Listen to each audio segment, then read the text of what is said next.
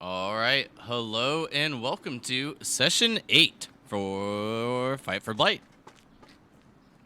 We'll do what we always do, check in with our players, see how their week was, and then recap and then move on into the game. Start with the heir to the throne, Varric. How was your week, bud? It's been alright. I'm back to work, so that's cool. No more Ronas. That's good. It always Amazing. seems nice in theory, like, oh, I wish I could just stay home all day and not go to work, and then you realize how god dang bored you are. Yeah, it starts sucking after like the first week. Mm-hmm. Cryptilly, how was your week? My week's pretty good. I just got a new job, so pretty excited about that. Woo woo. Nice. That's always fun. Starting new jobs are exciting. Unless you have shitty people that you work with, and then it kind of sucks. Yeah, we gonna see. But it's therapy, so it should be good. Hopefully. You just have a bunch of people counseling that need therapy themselves. Oh god, that'd be horrible. I'd cry. We'll skip over the bastard and move on to May. I also will be getting a new job at the same org. It's like not a promotion, but it's like a different job that I really wanted, so that's exciting. It's a promotion. I mean, whatever. And yeah, we had a really great weekend. It was our anniversary. Good week. And Valentine's Day. It's the same day. I know, that's why I said and. Wow. Your guys' anniversary is actually the easiest to remember. Damn straight. I'm glad it happened. Unfortunate. I'm so jealous. Since y'all got new jobs, can I get $1? Yeah, let me get a dollar. Oh, see, like I said, so it's like not really like a promotion. Yeah, Cryptilly said it was a promotion. We still got these kids. They're new. True. I guess that's true. I'll give So you that's a 1,000 no. doll hairs. Don't even worry about it. I appreciate it. Adashi, how was your week? It's pretty good. We're kind of dealing with this snowstorm right now, so that's fun. So apologize, I'm a little frazzled, but I'm here. That picture you posted was pretty crazy. Like, Yeah, I just to think think about how much snow is in Texas and like see it like that, it's nuts. Yeah, I think we're hitting some of the lowest temperatures since like the 1930s or something like that. So Wow. we're supposed to get even more snow on Wednesday. So we got like 3 inches, I think, roughly, yesterday, and it's gonna be like 1 degree tonight, I think. So it's fun. Dang. That's too cold for my blood. Crix, how was your Yeah. week? I had a good week. It was fairly uneventful. A lot of work, but good. And the person who's going to save the party, Justalin, how was your week? Issued my first permit on a Friday right before I got off from work, so that's progress. The weekend went well. Valentine's Day was chill, so yep, no complaints. That's nice. Same here. I mean, I didn't issue any permits, but the week was pretty nice and the weekend relaxing. Just getting into some new games on the stream and then enjoying Valentine's Day. But with that, let's go ahead and get into the recap. There shouldn't be too terribly much to go over. But I'll open up the floor to each of you before we get into tonight's game.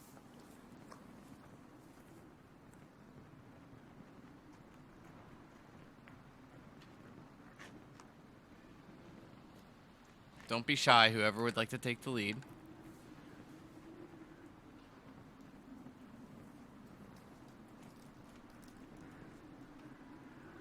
Yeah, so last week we kind of devised a pretty good tactic to go in, well, hopefully a pretty good tactic to go and attack this camp of people that were causing a little bit of ruckus. We only caused a fair amount of noise sneaking in.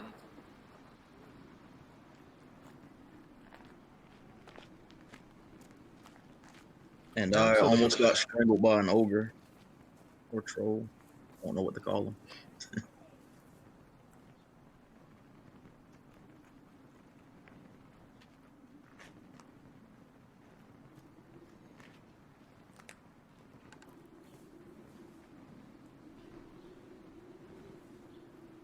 Oh, come on, guys. That was weak.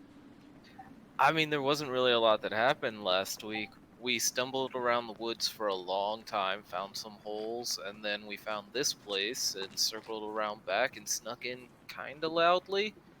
And then there were a lot of guys here. And for some reason, some half-breed things, like ogres. Correct. Which is strange. And some dude with a quill. But I don't know if I'm actually aware of that. Quill weapon of some sort. I will Hmm. say, like, we did spend quite a lot of time debating different paths in the forest, but I'm not saying that to say that it wasn't a lot of fun. But we did spend a lot of time doing that last time.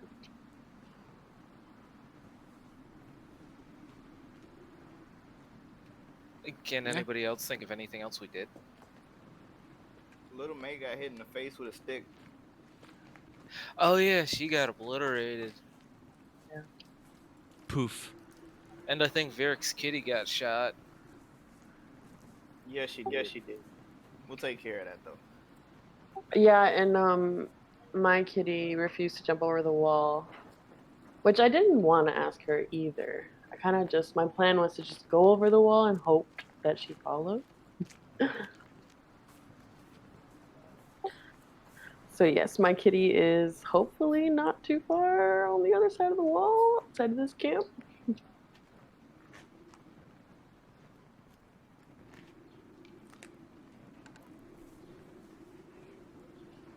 Well, I guess we'll have to wait and see about that then. So, I will give us just a slight narrative before we jump into the game. So, with each of you setting up the plan after scouting out the bandit encampment, each of you all had landed on the plan to decide to wait until an hour or perhaps a tad after for nightfall in order to make your move on this encampment. When the night set in and then the crescent moon rose over the treetops, each of you began to move closer to the wooden walls, and Crix assisted each of you over. As Varric, May, Creptilian, and Justalin made their ways over, a bandit heard some sounds and came over to investigate. And once he was met with an arrow. A very nice shot from Varric, to say the least. I believe it was a natural 20. And then the alarm at that point was sounded. May had sprung into action, setting a tent on fire as the rest of you took positions. Adachi making your way over the wall. Crix being assisted by the guard. Only one guard, and as was stated, May's kitty remain on the outside of the wall. We ended last week's session at the top of round 2 with your infiltration plans being a bit spoiled. We will continue combat.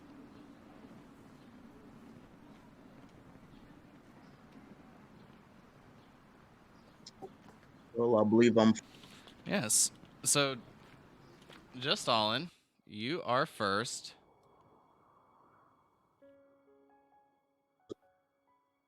Go ahead and lead us off. All right. So at this point, just Stalin's at a his adrenaline is at an all-time high. He had the quill thrown at him, and then he also almost got strangled or choked by this big troll guy. So he feels the Kai and the adrenaline surging through his body. So he's going to attempt to do something that he's never done before.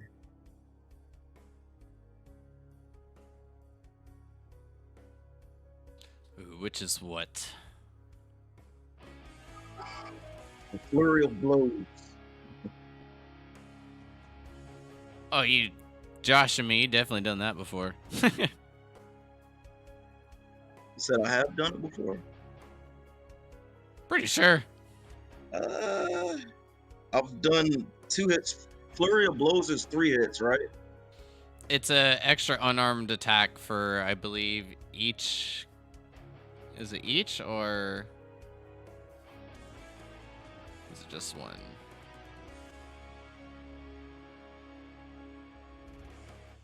Also, I'm like trying to figure out the push to talk have tab, and it's making my screen go crazy for some reason with the chat. Yeah, you spend 1 key point to make 2 unarmed attacks, so you'll eventually essentially make 3 unarmed attacks. Well, no, just 2. Sorry. Yeah, 2 with the unarmed and then 1 with the sword. Okay. Yeah. Got it.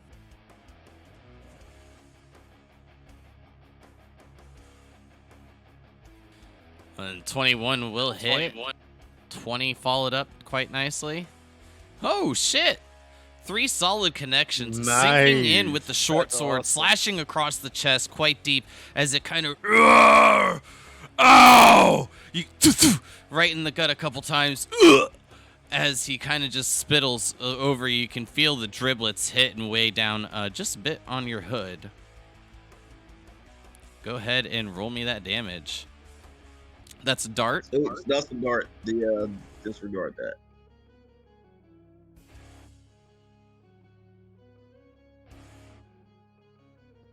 Nine from the short sword, 6, and then 7 from the. Nice. That's some good damage.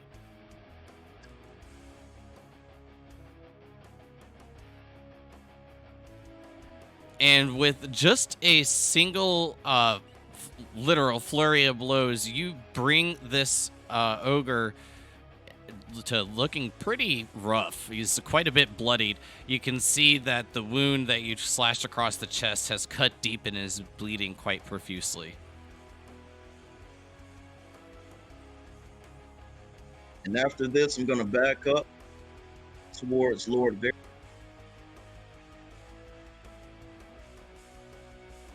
This will provoke an opportunity attack.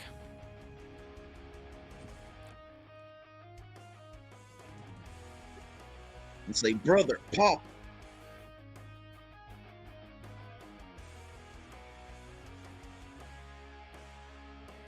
Does a 12 hit you just all? And I'm pretty sure it doesn't. You said a 12? Yes. I believe you have 17 AC. So I got hit with 12.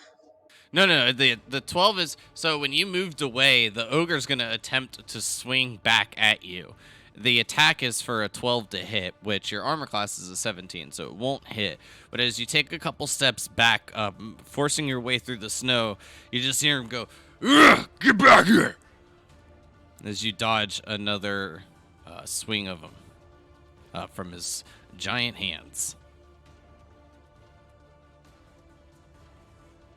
Remember, when you move away from a opponent, it can provoke an opportunity attack. Gotcha. Actually, could I stand in front of Lord Varric, or is it too late for that? Well, Instead. at this point, it's a miss, but we're just gonna say it's too late. I would kind of just lean more towards it doesn't really matter, but it kind of does. It could. So Didn't want to be a coward. Gotcha.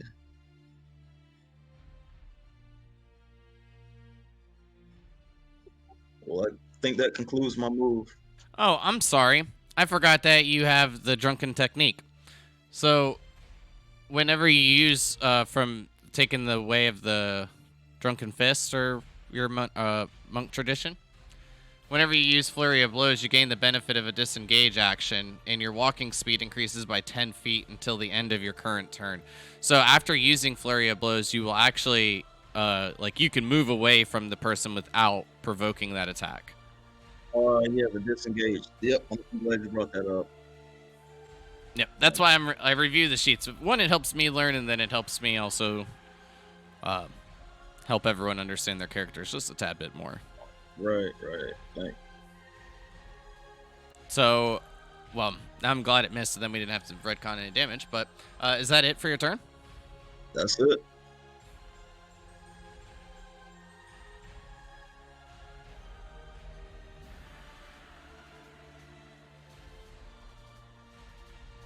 This one will close the gap to you, Adachi, and then on the way, take out a scimitar, unsheath it, and as it lets out a battle cry, ah! Run towards you and swing for an 18 to hit.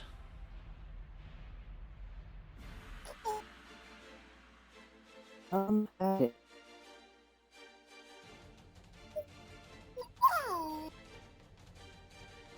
Adachi, your voice changed. Yeah, I have a baby with you right now. I'm just so terrified of this damage. Okay, so you have 17 armor class. You gonna do Yes. any? Okay, so that's a Yeah, hit. so it's by 1. All Yeah, right. I'm gonna take it. 6 gonna take it. damage, 6 slashing damage as this bandit sinks into you with the scimitar, slashing right into your left upper thigh. All right. May, it's your turn.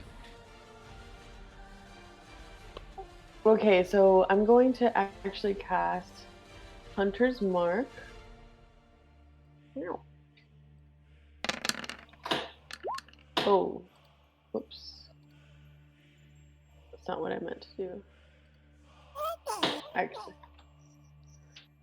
I meant to just put the description in the chat. But basically, it says, let me pull it up. So I choose a creature within range and mystically mark it as my quarry until the spell ends. I deal an extra 1d6. So I would like to mark this big fella right here.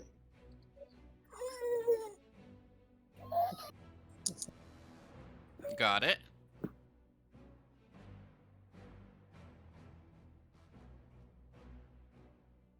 All right, and then I'm gonna hit it with my longbow.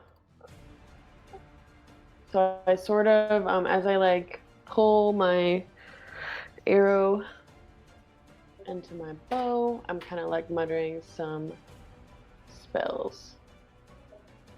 And then I hit this troll, or I don't remember if it's a troll. I don't remember what it's supposed to be. Wait, Mom?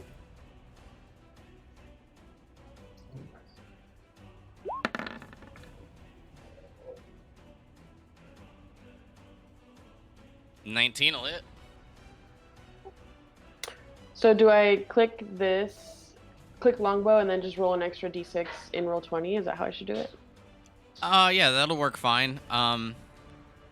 There's a much harder way to get into it, but for time's sake, just roll the d6. It'll be much faster.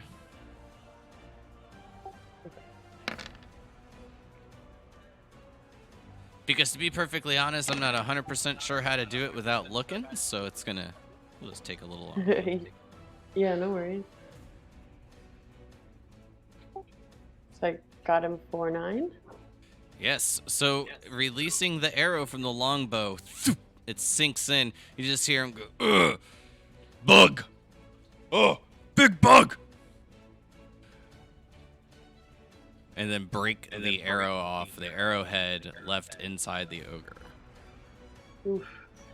And then as soon as that's done, I'm going to jump back and get behind this crate. Can I be in that square, or do I have to go to the one below? Oh, that one's fine. Great. And as you're making your way back, coming over the wall, grabbing your attention, you will see your panther with the shouts from what you would know to be one of the guards. Ah, fucking claws! And then the cat making its way over, laying its eyes on you. So as it I'm like crouching down behind the crate, and when I catch its eye, I like quickly as I can get a piece of a ration, a piece of meat, and try to like beckon it towards me, and like when it gets there, I give it a treat. All right. Doing all that would require a little bit, so. Okay. Well, then I just beckon it. I just go Yeah. like it was a cat.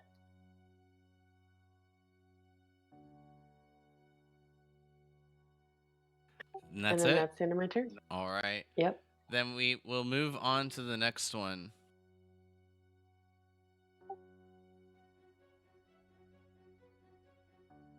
You know what? He's gonna go after you, Varric.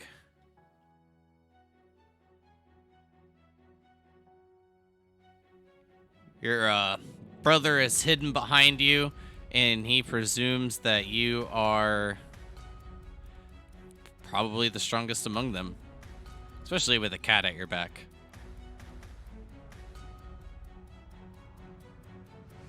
That's a safe bet. Well, even though he may have picked a target to go for and having full confidence, the dice do not say such things. And that is a 5 to hit, which will be a nice fat miss. Runs forward, trampling, trudging through the snow. He takes a swing, but he like kind of kicks some snow up in the way, and he swings way too early.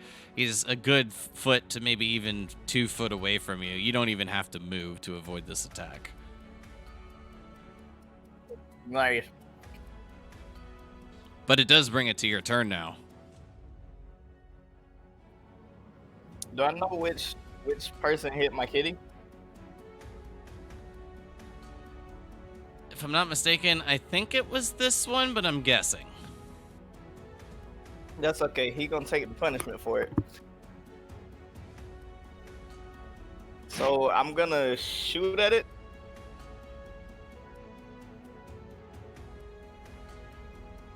At the guy who you think shot the cat? Yes. It will be a difficult shot to get off, but you will still do it. Quite the expert ranger.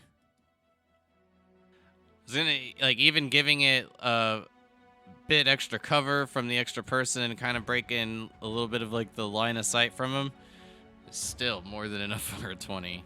9 damage.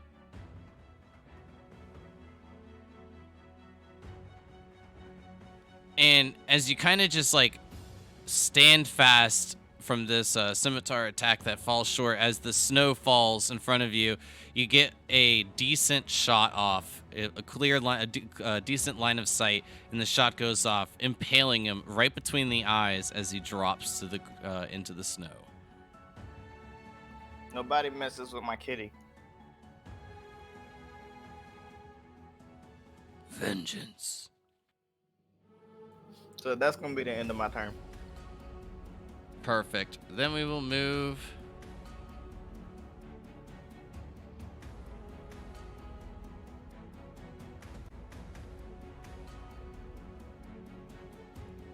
You will, May, Crix, and Cryptilli, each of you will hear, I'm coming! And then just hear, ah!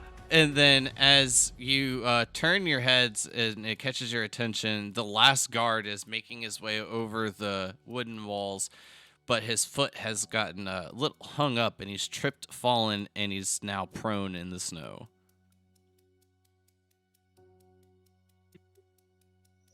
Sorry, which guard? Oh, our guard. I thought it was the bandits. He finally made it over the wall. It just took a couple turns. First one was a 4, so he did make it over that turn.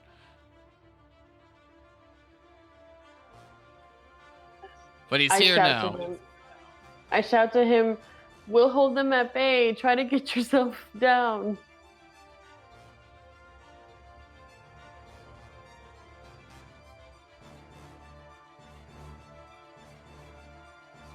This one, seeing where you went, May will pursue. And as he comes around the corner, seeing this one prone, will just take a quick look see the cat there and line up a shot with his crossbow.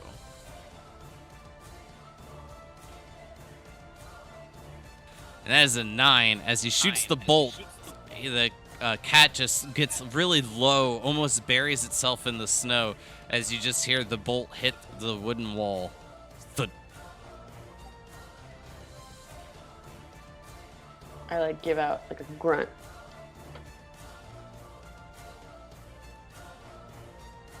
So we'll move here and take aim at the other guard.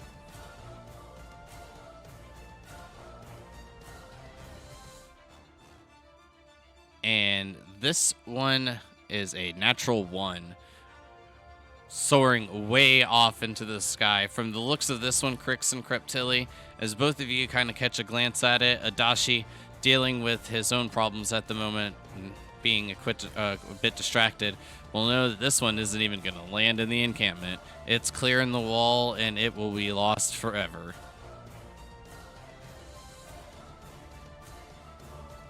Wonderful.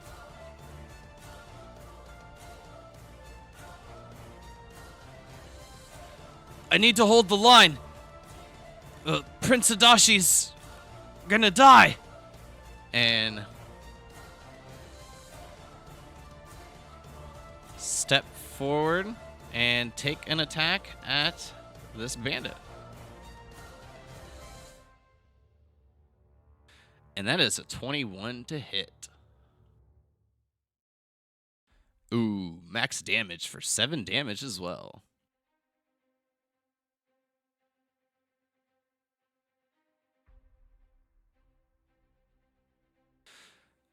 So as this guard steps forward, he will just sling the bow over his shoulders, unsheath a short sword, and as he does, just take a one step fluid motion as he thrusts forward, right into the gut of this bandit and impaling him all the way through. The bandit seems dead at first, but then you catch him flinching, and he seems to just be holding on by a bit.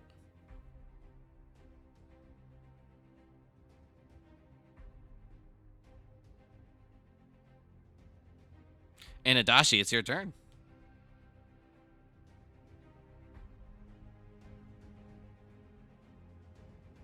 Okay, can you guys hear me okay? Yeah. Can you guys? No, probably not. Yeah, I can hear you just fine. Yeah, you're clear. I was just giving the dog pats.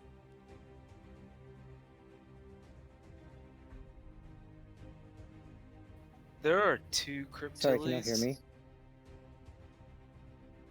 Hello, hello, testing. Can you We can hear hear you. us? Did I multiply myself? No, you should have multiplied yourself last time, I think. I don't know. Yeah, I don't know why there's 2 of you. The I'm one not in front sure. of me is not real. Yeah, the one in front is not real. Can you hear us, Adachi? That's the real question. Because we can hear you. I can. Okay, cool. Okay. I think I just want to draw my scimitar and swing at the guy in front of me. Sounds like a good call. Okay. R.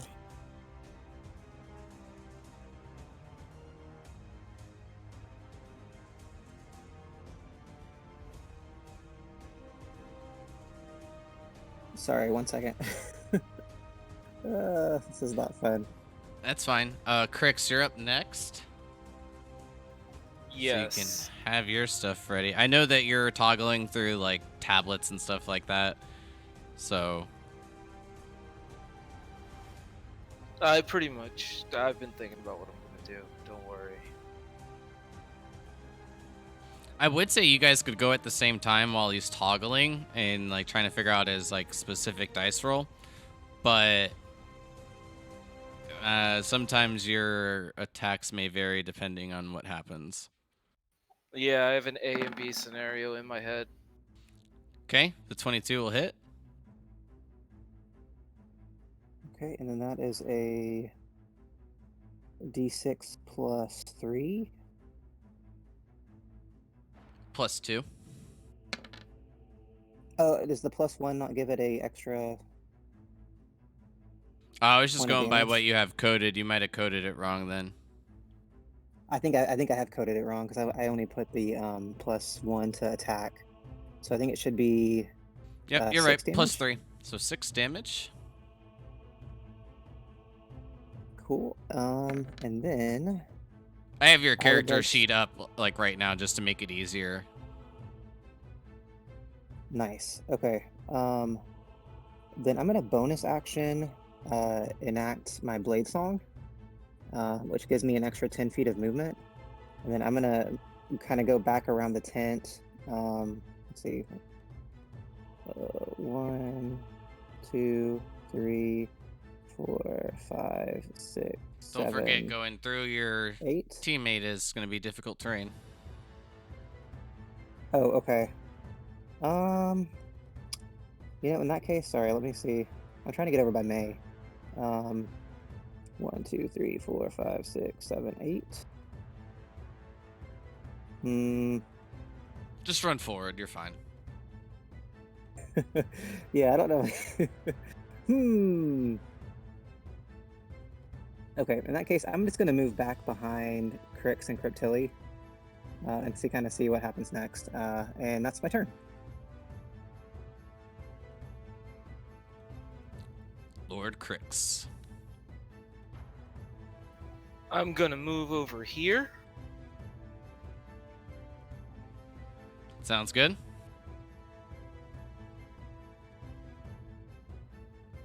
Use Okay. my bonus action to summon my shadow there. Or yeah, I guess it doesn't matter if I have. I kept your shadow off on the side to add it for you, but it's in your journal, so no reason for me to keep it. Oh, I thought you deleted it off in the corner where I had it because I saw it move, so I just made another one. It just looked weird, being half covered. But yeah, either way is fine. I guess it makes more sense for you to do it though. All right, and then I'm gonna use my shadow to attack the big guy in front of him.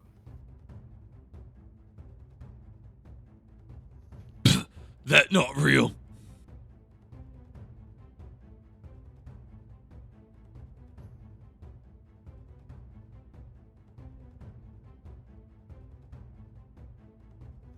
Well, it's gonna feel real. That's a hit.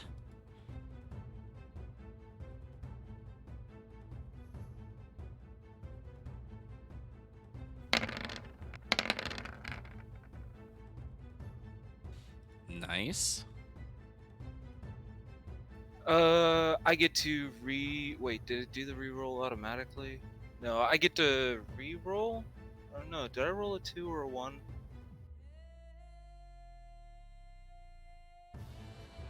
It's if you hover over it, it says 1d10 re-roll less than a 2. So you rolled a 1 and then it gave you a 3 plus the 4. So it actually did re-roll it for you. It did it correctly. Awesome, I was wondering if it did that or not. Yep.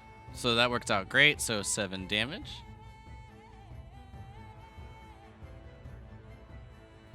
And then What the I am- fuck? And then I'm gonna use Unleash Fury to have my shadow attack again. Sounds good.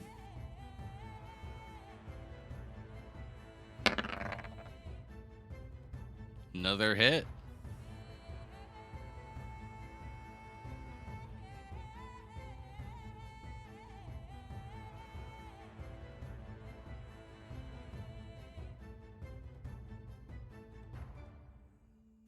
That took a second to load for some reason. Oh, max damage? Nice. Yes, it is. Nice. And then that is going to end my turn. All right, so I don't want to skip over anyone's glory here. So Adachi, after that one had struck you in your upper thigh, you unsheathed your rapier or your scimitar. What was it? Scimitar. Your scimitar, and cut this bandit's throat. And as he drops his weapon into the snow, falls to his knees with the short sword from the guard still impaled in him. the guard will begin to remove his sword as Crix steps over the dead body, producing another clone of himself and striking this ogre twice. A second blow nearly cutting it in half as its innards begin to just fall out into the snow, staining it red.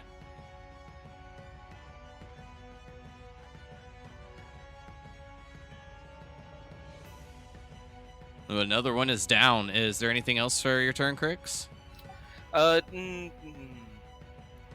Actually, yeah, I'm gonna move my shadow 5 feet more. To right there, and then I will end my turn.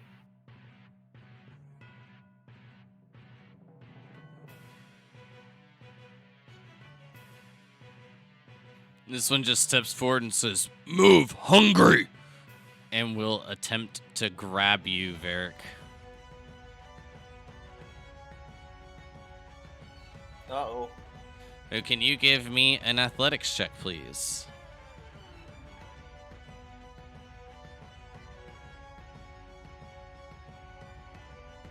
Unfortunately, this one is not enough, and as he says, "Hungry," he reaches forward and wraps his hands completely around you as he begins to just pull you in towards him. Like, even though he's like by that tent. Yeah. I mean, the tent walls are almost 5 foot away. I thought it was difficult terrain, so I didn't know if it affected the. Oh, no, like mechanically speaking, he hasn't moved, but, you know, he is now grappled. Guess the Stalin's gotta save me now.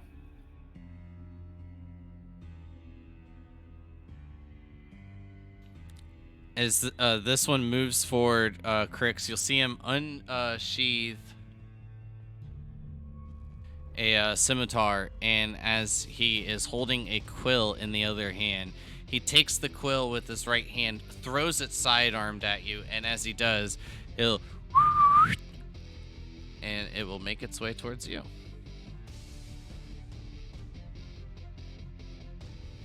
And that is a 20 to hit.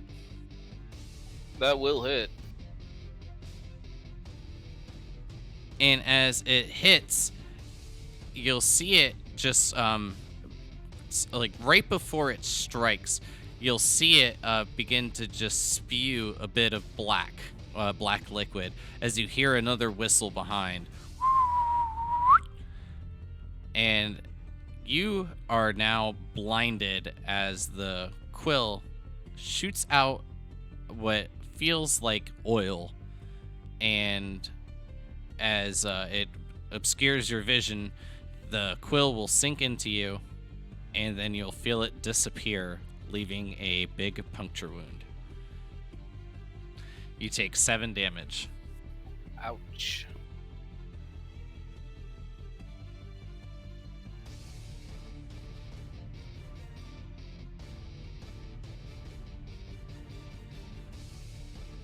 This one will move forward and take a shot at you, Justalin.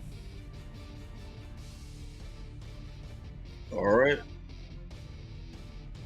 13, which is a miss, and with the miss on this one, it'll just go right into the poorly structured and very poorly put together leather and bone tent. Glad it didn't hit the kitty. But it is your turn. At the top of round 3, we're back to you.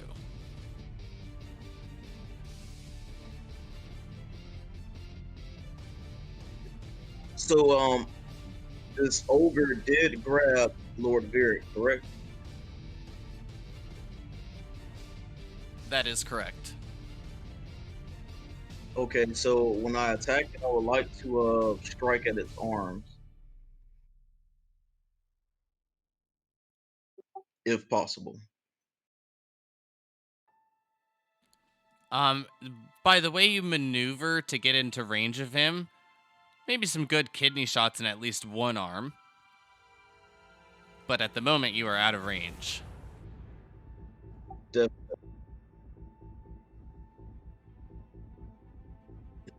Yeah, I wanted to go behind him for advantage, but then I know I wouldn't be able to strike at his arms. So I'll do what I have to from here.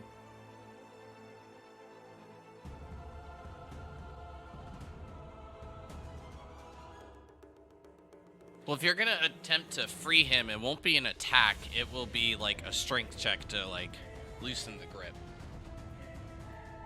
So I can loosen his grip and then continue traveling behind him and then attack from advantage. So to get him out of being grappled will require your action, and then you can still use your bonus action for an unarmed strike. For an unarmed strike. Okay.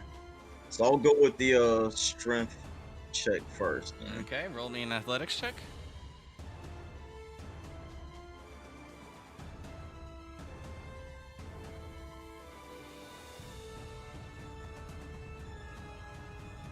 Unfortunately, unable to do so.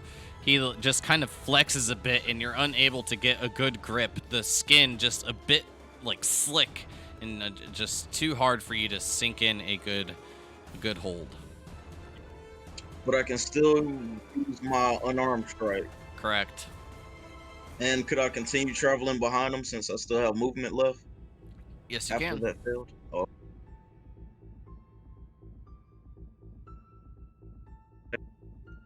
I guess advantage from here, if that works.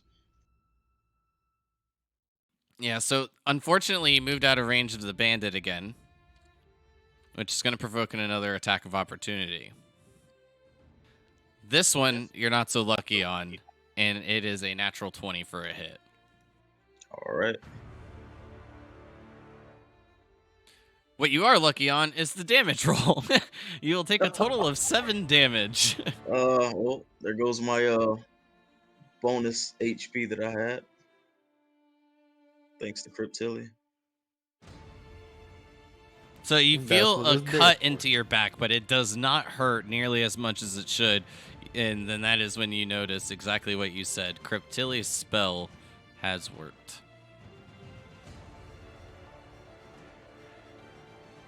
So go ahead and give me your unarmed strike.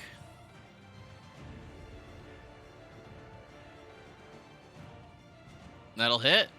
You didn't even need advantage.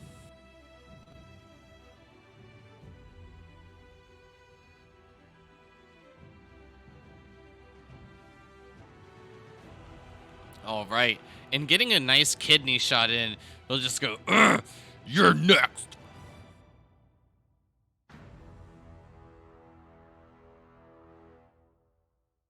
Anything else for your turn, Justalin?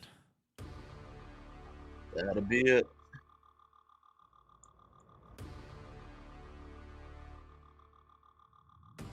The one that was next is dead, so it brings us to May. So as I put my bow away and sort of like seeing this Wait a bandit minute. come. I'm not on the turn order. Oh,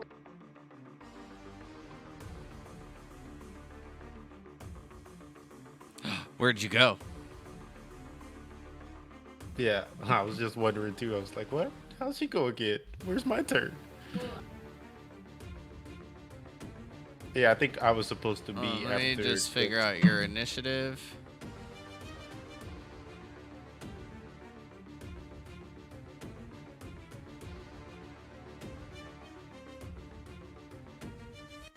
All right, you had an 8, so you would have went after Adachi. So go ahead and make your turn real quick, and then we'll go back to May. Sorry about that. I just noticed it. I was like, what? What? How?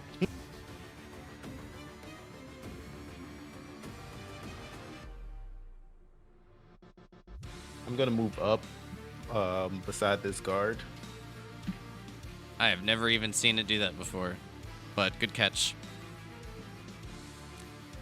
Yeah, I think Alright. that happened when I deleted that duplicate. It Yeah, so probably took me up you this- deleted the real one.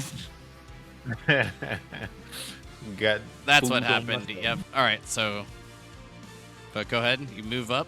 Yep. I'm gonna move here, and I'm gonna take a shot with my crossbow at this guy.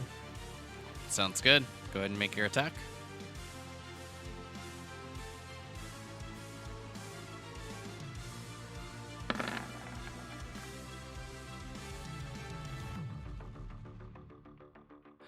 That is a hit. Wanted to double check, but that is a hit. Ooh, nice damage.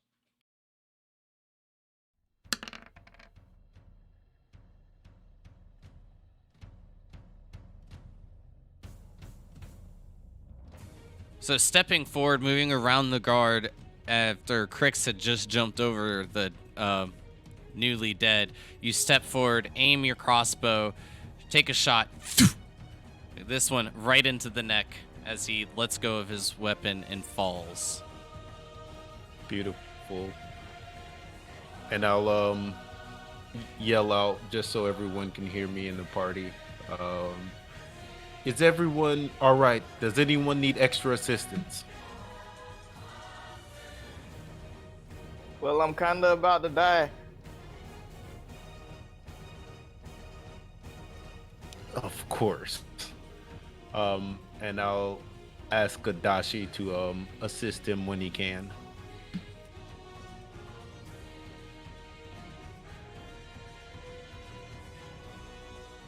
All right, And that's my turn. May. Okay, so yeah, as I put away my bow, hearing this fella come towards me, put my bow away, I draw my short swords, and as I run, I sort of mutter something under my breath and change Hunter's Mark to. And I hit him with my short sword.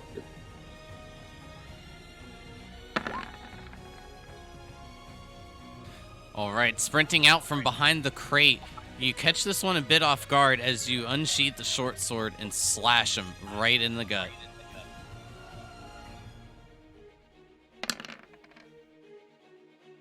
You really like rolling ones for damage. Ooh. But it came up a 6? No. Oh, No, from the that's hunter's the mark. D6. From the hunter's. Okay, I was Yeah. like, what? How did that happen? Nice. Ooh, yeah. Question though, so I wanted to do 2-weapon fighting. For my second attack, do I still get to do the additional D6 from Hunter's Mark? I'd have to double check, but I think so. It didn't. Yeah, it said any like attack creature. Let's see. Until the spell ends, you deal an extra 1d6 to the target whenever you hit it with a weapon attack. Yeah, that's whenever you hit it with a weapon attack. And you said this is from your 2-weapon fighting? No, this is Hunter's Mark. I think. No, not okay. the D6. Your extra attack. Yes, 2-weapon fighting. So if I use my light melee weapon, I can use, which is the short sword. I understood. Yes, she was asking if she made 2 different attacks. Yeah, I with was looking for if there was anything on like the 2-weapon fighting, but the only thing I see on her character sheet is the archery fighting style. 2-weapon fighting is, I can't remember where it comes from, but it's in. I think just from being an elf.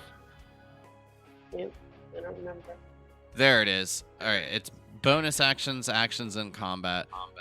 Yeah. One hand, you can make a bonus action with different light movement. Yep. So yeah. Yeah. It says you just don't add your ability modifier to the damage of the bonus attack unless the modifier is negative. So basically, you just don't add like your strength or dex to it, but you'd still get your hunter's mark. Nice. So instead of a 1d20 plus 5, it would be a 1d20, but it wouldn't be that high of a modifier, correct?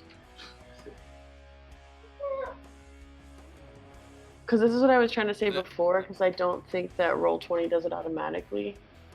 No, it won't roll your damage automatically. So what you'll have to do... No, I'm talking about the second attack for to melee or to weapon fighting, the Mhm. second attack, it still rolls it with a modifier. Yeah, so I'll just minus it.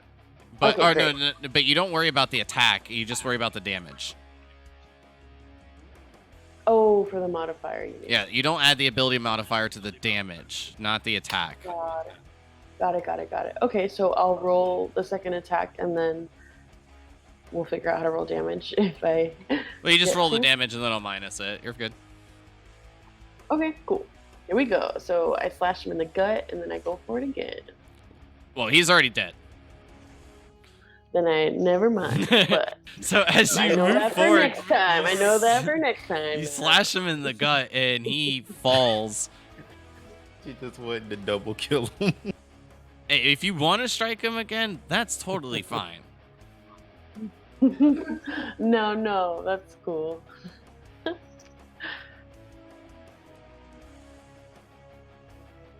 Anything else? Anything else? I think I'm gonna run. Yeah, take the rest of my movement to go help my siblings. So that will put me. Is the fire, the tent that's on fire, is it like really big? Should I like Yeah, be it's careful growing. how close I get to it? Yeah, it's growing.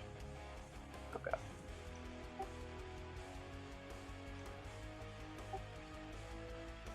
Okay, so then I'm gonna move right here. Sounds good. And then that's the end of my turn.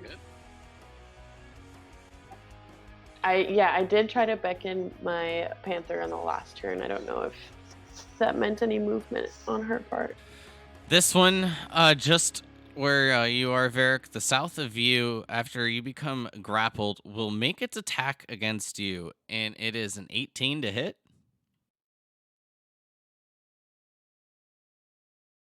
Ouch.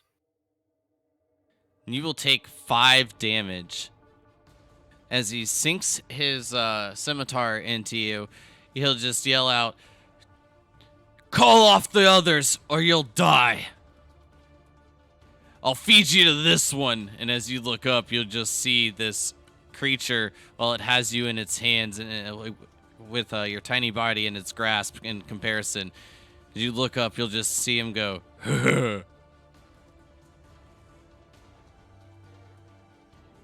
It's your turn. What do you do? So how restricted am I right now? Like, how does he have me in his hand?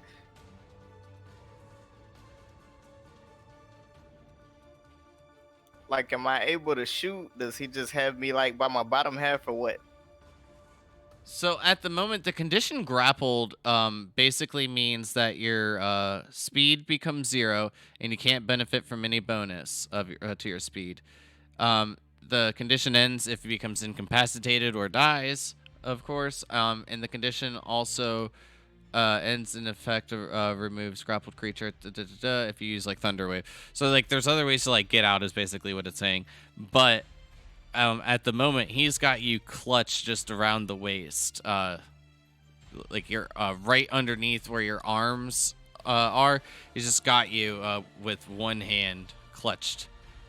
Shoot him. So if I shoot him, do I get like? Well, never mind. All my bonuses are canceled. I was gonna say since it's point blank range that maybe, but It should be advantage.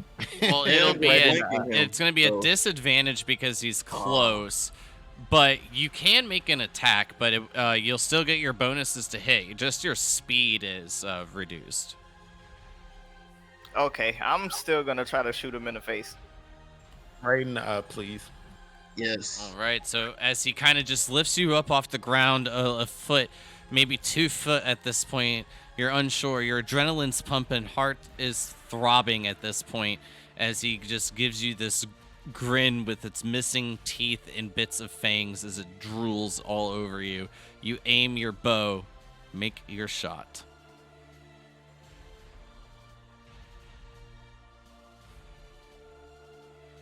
So it is a disadvantage, so I will need one more roll. Okay, my bad.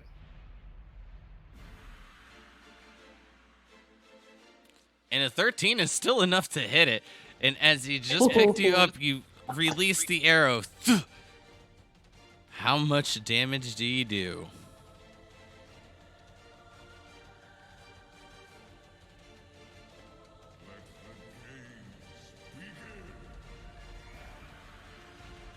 Did I click the right one?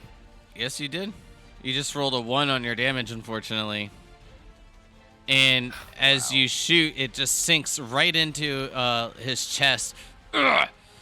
You die!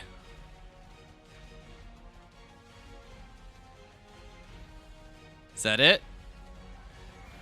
Yeah, that's gonna be it for me.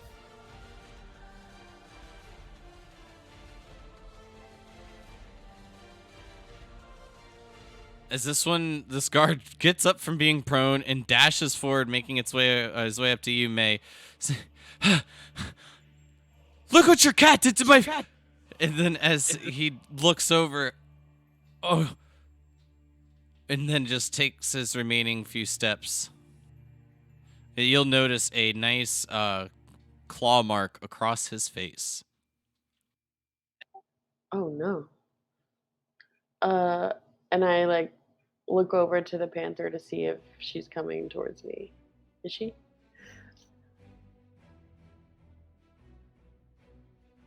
Yes, I was gonna let you move her, but she will. Okay. She'll just basically get as close to you as she can.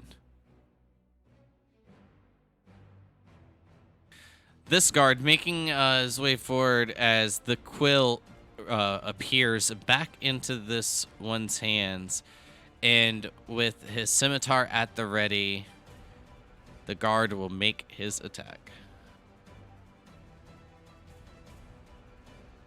Unfortunately, it's a miss as this bandit brings up his own scimitar and blocks it. And as sparks fly, creating a bit of light into the night in front of the campfires, it seems that this one is a bit more formidable than the others.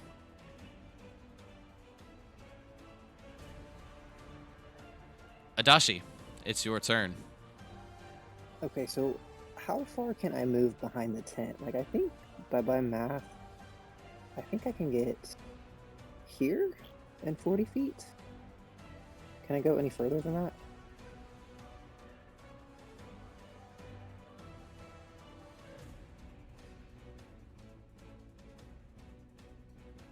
Can you? I mean, unless you got like any extra bonus stuff.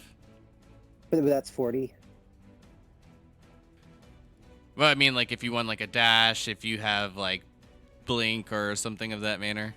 But yeah, that's 40. No, I just want. Okay, cool. Can I see the troll or the ogre, half ogre thing? That's that Vieric. Yeah. Okay. It's gonna be like a bit covered from the hide tent in front of you, but okay. definitely Then can catch a Adashi's gonna couple yell things. out. Adashi's gonna yell out and say, "On it, Lady Cryptilli," and then he's gonna say, "Lord Vieric, I'm coming." He's gonna try to firebolt the half ogre. So I rolled something. Oh, hey. So I think I rolled Nice. two d10 now. Yep.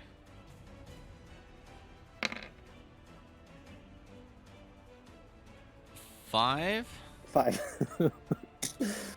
that means I did a 1 and a 4. One more. Yeah, there was only one D10. Oh, we only rolled 1. Okay, cool. I was like, man, that's really sad. 15. Nice. Okay. So even with the extra cover and odd shot that lays before you, you're able to strike the ogre right in the face with a firebolt just before it seems like it's going to bite Varric's head off. And as the flames hit, Varric, you'll feel the heat from it. This firebolt is a bit larger than expected. And as the heat kind of just grows, moving towards your face, you'll feel the grip loosen and you'll fall just a bit before your feet touch the ground.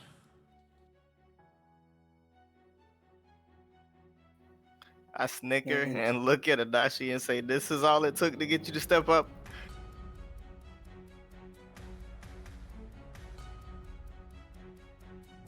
Adachi yells, "You're, yes, sir. I'm here, my lord." And About yeah, time, that's, dog. oh, but Adachi is also like beaming because he's so happy that he just saved Bjork's life, or he thinks he did. Probably. And that's the end of my turn. Oh, sorry. Yeah, that's the end of my turn. Okay, Cryptilli. Sweet. I'm going to move.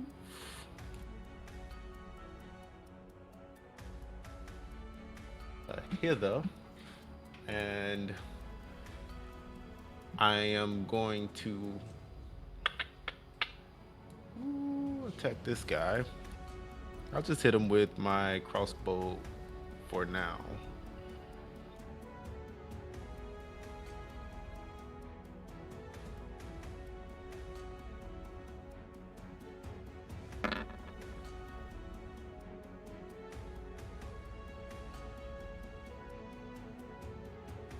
Does a 13 hit? On which guy? The one next to your guard? No, that will not hit. Yeah, I didn't think so. But that's all right. That is it for my turn. As you move forward towards this one, Cryptilli, you will notice that this one is a bit more decorated. Bones in the ears pierce through, and a bone that goes through the septum of his nose. Dressed in armed in studded leather armor, and the scimitar in one hand and the quill in the other. Cool. Anything else? No, I was just gonna ask Crix if he's let us know that anything is happened to him yet, or are we still unaware of what's going on with him? Would they have seen the quill shoot ink into my eyes? I just assumed they would have seen that happening. Yeah, As I mean, was being Cryptilli was stabbed. behind you, and so is the guard. So, I mean, other than the, like, I just described it as oil, but I mean, like, from like a quick thing. But I mean, obviously, like after you touch it for a bit, you'll find out that it is indeed ink. Oh yeah, I would assume that they've seen it. Okay. Well, since I already made my attack, I won't take that back. But I will tell him to free my brother from his grasp, or you'll meet the same fate. And I'll end my turn on that. No. Did you just threaten me? No, I threatened this guy. Oh, I heard that backwards then. I'm like, wait, what? Sometimes I might threaten you, but not in this situation. And here I thought you liked me.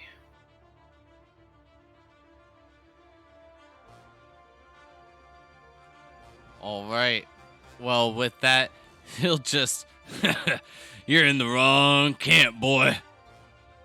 And then begin to make attacks against your guard.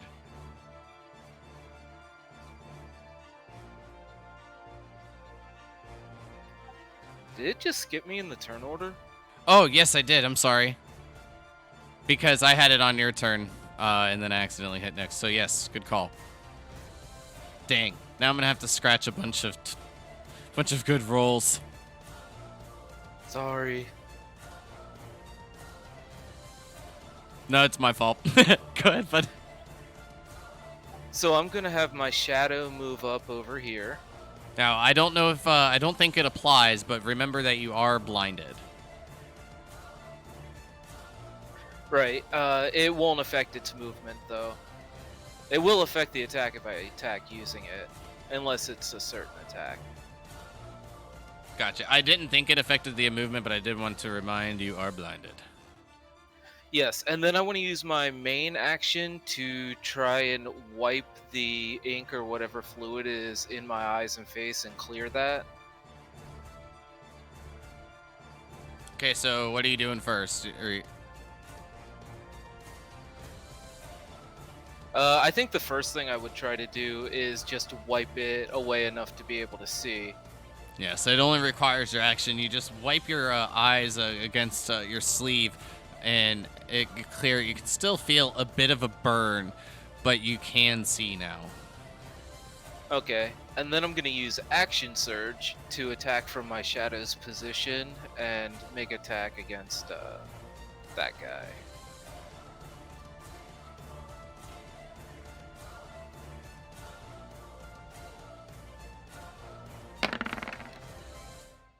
Does an 8 hit?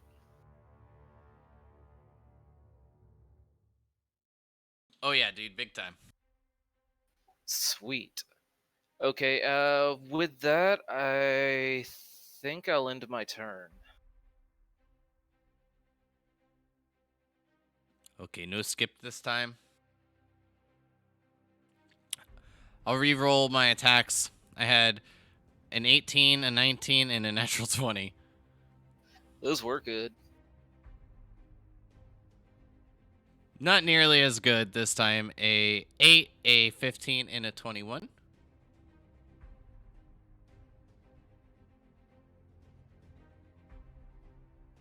So only one of these attacks with the scimitar will go through against the guard.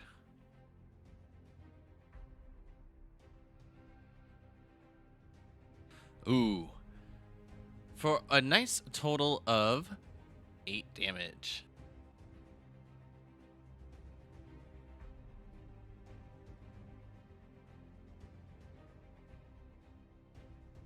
And then that will end that one's turn. This one to your south, seeing you maneuver around Justalin. And after dealing quite a bit of devastating blows to it and now the ogre down, he will lose a bit of confidence and take a few steps back.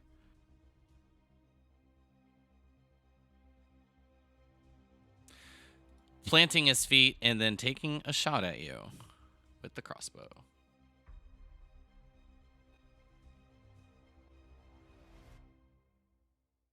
And it's a 17, which meets your armor class.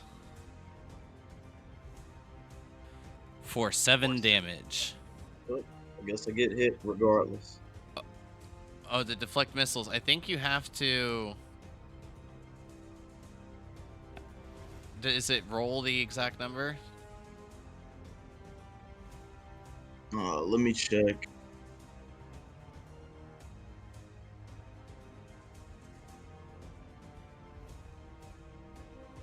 No, you just roll a d10.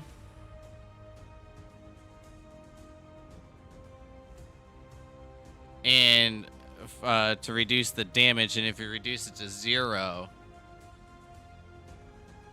Yeah, that's when I'm able to use the card to reflect it back. But either way, he threw a 17, right? Or with a 17. Yeah, so... Yeah, either way it hits, right? Yeah, it will hit, but you may be able to reduce all the damage. So go ahead and give me the d10.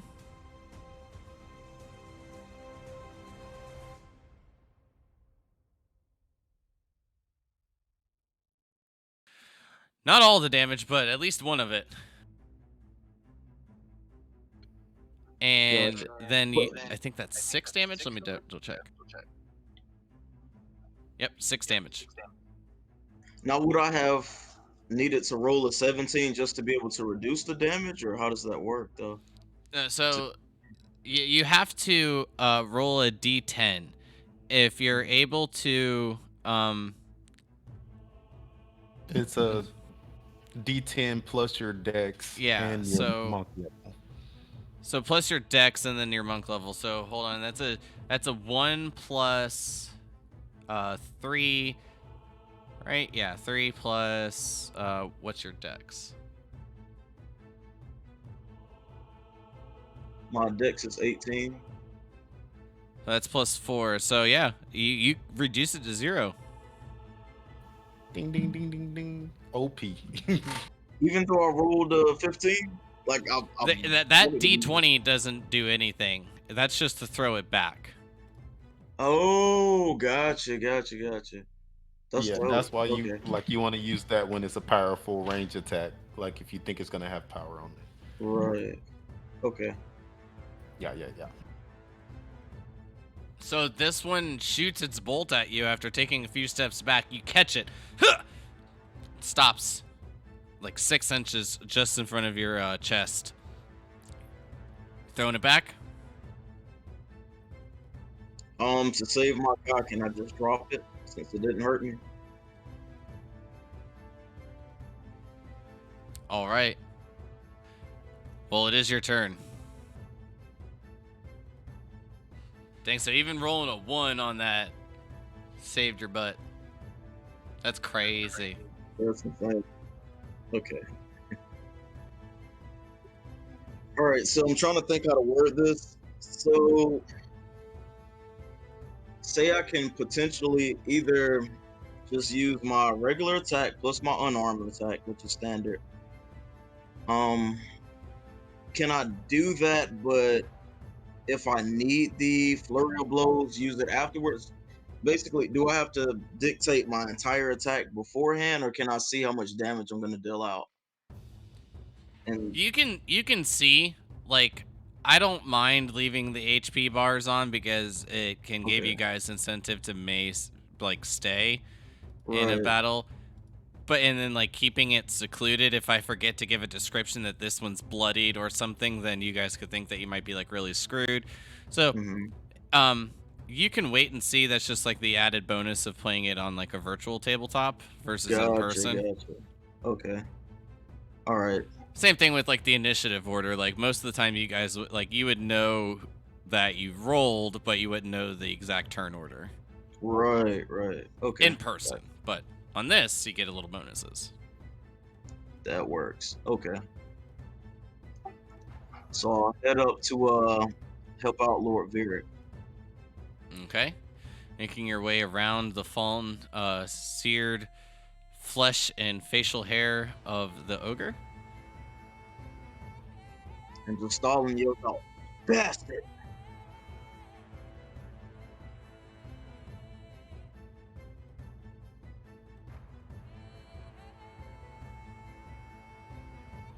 Okay, since you are at advantage, go ahead and re-roll those just in case they're crits.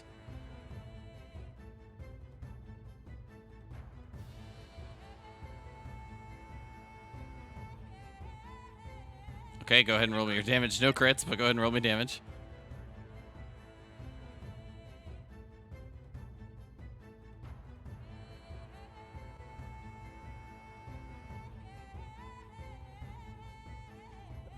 Now, does the damage go with do you just roll it regularly, or Yeah, you can just you roll. roll damage with advantage as well? No, you just roll the damage regularly. Okay, gotcha. The advantage, as Crix nicely put, is just increasing your chance to hit by what'd you say, 50% or? Think so. It's something like that. Yeah. I mean, depending on the AC, but it adds basically a bonus to hit. That you don't get anything on the damage side though. Either way, he is down. He is. And as you step forward, slashing him in the back once and then punching right into the wound, you can feel the skin rip apart a bit more as the armor starts to get a bit bloodied, and then he falls. Only 2 remain. I believe that'll conclude my turn. May. All right, so since this one died, I'm gonna move my hunter's mark to this fella, muttering under my breath, and then I'm gonna hit it with a longbow.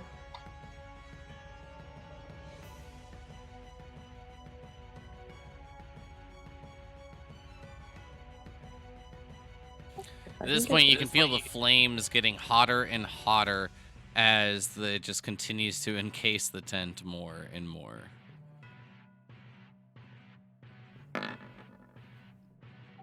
Unfortunately, that'll miss. Okay, and then I'm gonna take my movement, and I'm going to move.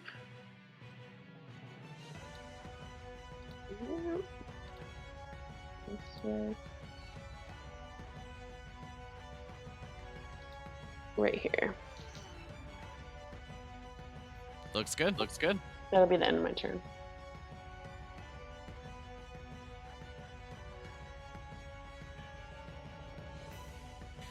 Moves us to you, Lord Vieric. You are no longer grappled. The once menacing ogre that stood before you is now dead, thanks to Adashi's nice aim from the firebolt. Nice. You're All welcome. right. You're welcome. Well, killing blow. Most of the damage going to honestly just Stalin. He almost killed it in one attack. Or one round. Try it to. All right, I'm gonna step here. Uh-oh, wrong button. Sorry. I'm gonna step there and take a shot at the closest one to me, to the left.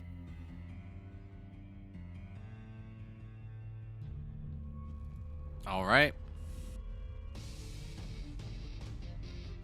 No go. Another shot wide going right into the fire pit. Oh, of course. Okay. I'm gonna back up and go back by my panther. And that's gonna be it.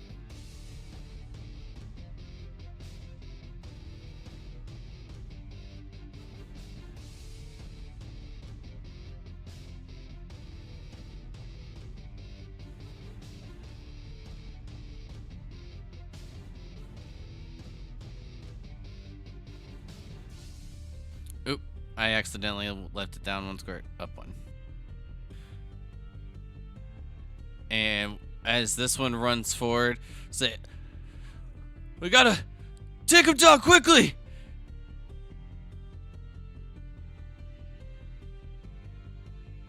And as the attention becomes split with now presumably 3 people surrounding this guy, it will provoke advantage for this guard.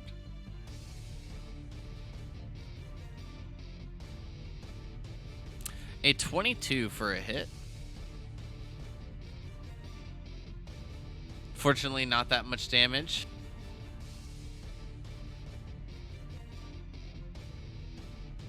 And then that'll move us to Adachi. Adachi, it's your turn. So I just want to dash, and I think I can get. I think I can get all the way here with 80 feet of movement. Is that okay? Or do I need to move back some for going through the panther space? Yeah, just back one from the panther spot, looks like. Okay.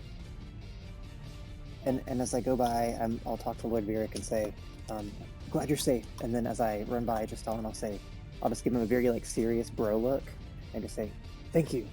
And then there, I'm just going to do a bonus action to do a second wind and get a 1d10 HP back.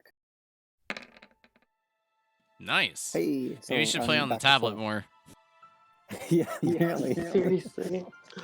And I will, yeah, that's my turn. I'm there to protect Vieric and give him some cover. And just Stalin, I guess. He worked pretty hard. Glad you're finally back.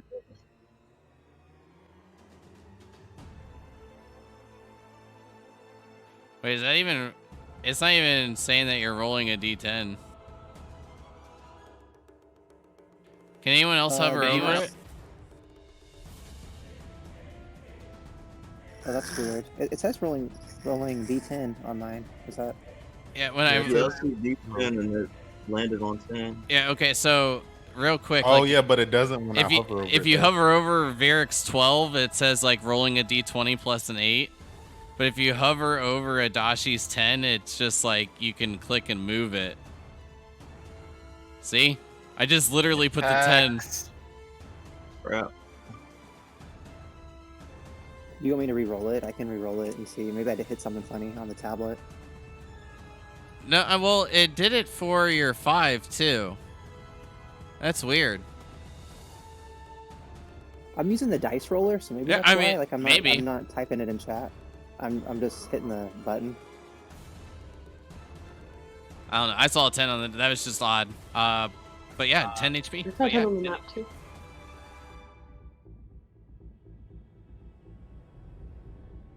I'll type it in the chat from now on. Maybe that'll make the difference. Yep, it is. If you click from the menu, like the D4 kind of thing or whatever, that's what it does. Interesting.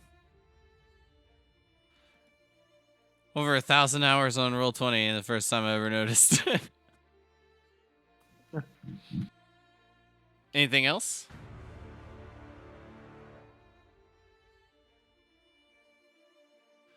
Is that the end of your turn, Adachi? Yes, yeah, it's good. That's it. Even the baby agrees. Creptilli, it's your turn. Noise. Do I get advantage since he is flanked, or do I have to be one of the flanking people? You have to be one of them. Okay. So I will move into position as well then. I think I should be able to do that. Now, I don't think that the shadow is... No, we talked about this. I can't remember. Yeah, we decided since it actually does take up its space and it is a semi-physical object. Okay, now I that it remember. Yeah. I just had to like jar the memory on the conversation because that's what we were deciding, if it was the same as a spiritual weapon or not. Like if we classified it as the same. But okay, so yes, this will give you advantage, Creptilli. Cool.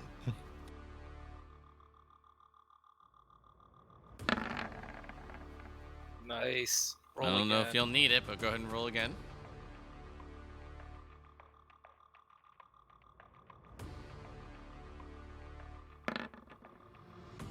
All right, so go ahead and roll me damage with the chill touch. You do know that is a ranged attack, right? It is a ranged attack. I was about to say I was going to actually touch him with this one.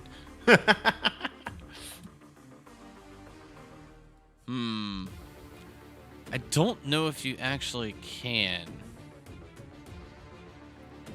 What? With chill touch, since it's a ranged attack, it would pretty much create disadvantage. I'll But if I with can. the advantage he got, he would have taken that first roll anyway, Yeah. so it would have hit this time. Yeah, I agree. I mean, 1 damage, I'm definitely not going to argue over it. Like, True that. so as you take a flanking maneuver, Creptilli, reach out and attempting to use the chill touch in a melee, it does feel a bit odd. And as you do it, he'll just kind of go, and look over his shoulder, quite confused on what you had just done. Dealing 1 damage. Yeah, just the like whisper hits his neck instead of that chill touch above his spine. He gets goosebumps. Perfect. Anything else? Nope, that's it. Crix, your turn. I'm going to move myself down here, and then I'm going to make an attack from my shadow's position, so I have advantage. Good, good.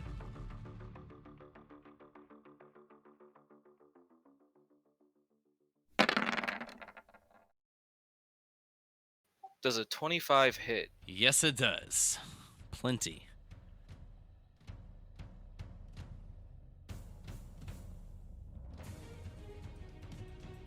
$11 points of damage. And as the shadow sinks in, you can see the wound dig in and scrape across its chest. But as it does, he'll just release his hands from the glaive as another one appears in his hands as the original that he struck him with dissipates. And then I'm going to use my Shadow's Unleash Fury to make another attack. Good. More damage. Nice. 24 is another solid hit.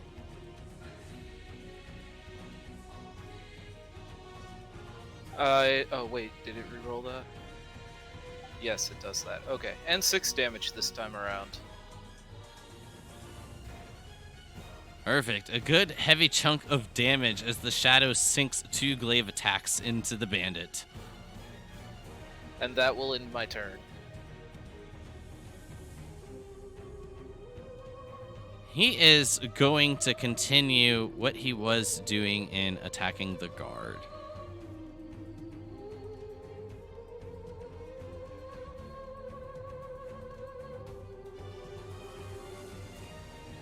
This one for an 18, an 18, a natural 1, and then an 8. So 1 attack will sink. Oh, that's not good. Looks like this lady might not come home. And with just 1 of the scimitar attacks sinking through, this guard will fall.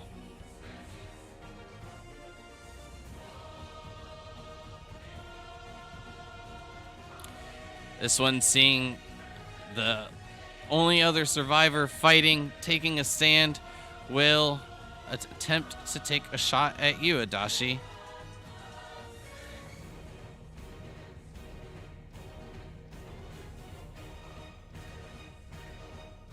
Shooting with the crossbow for 14 to hit, which I believe is a miss.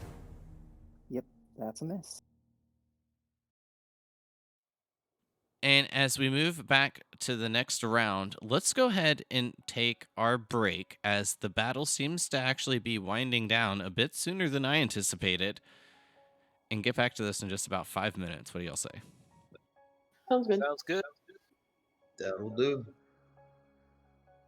All right, so we'll be right back for the next round. I believe it is what, round 4? And then see what happens. 1 guard has fallen. Will another fall? Will it be a royal family member? Who knows? You're back.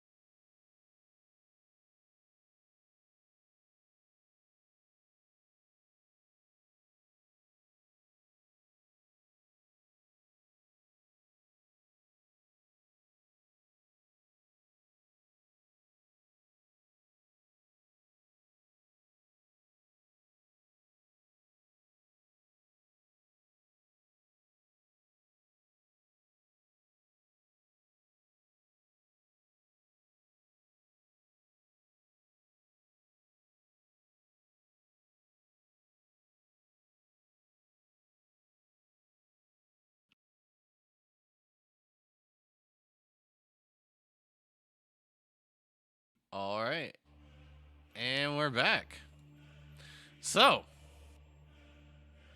this battle, as stated, does seem to be winding down a bit, with possibly 1 or 2 more rounds remaining. But we'll see what happens. Go ahead, Jocelyn. Lead us off.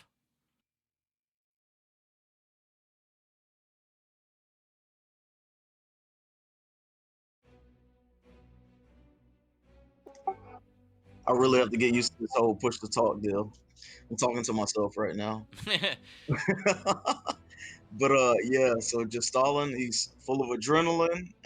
He definitely wants to make sure that nobody leaves.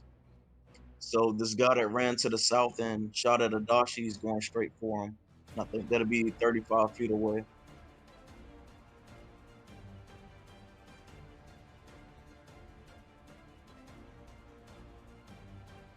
Future reference Yep. to show the movement, is it Alt plus movement, or I forgot how to do that again. Left click, hold your token, and then right click the squares.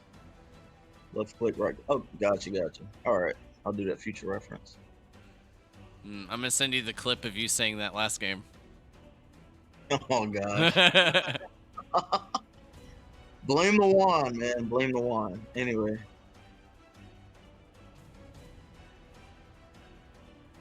Alright, so anything else? Doing my attacks now.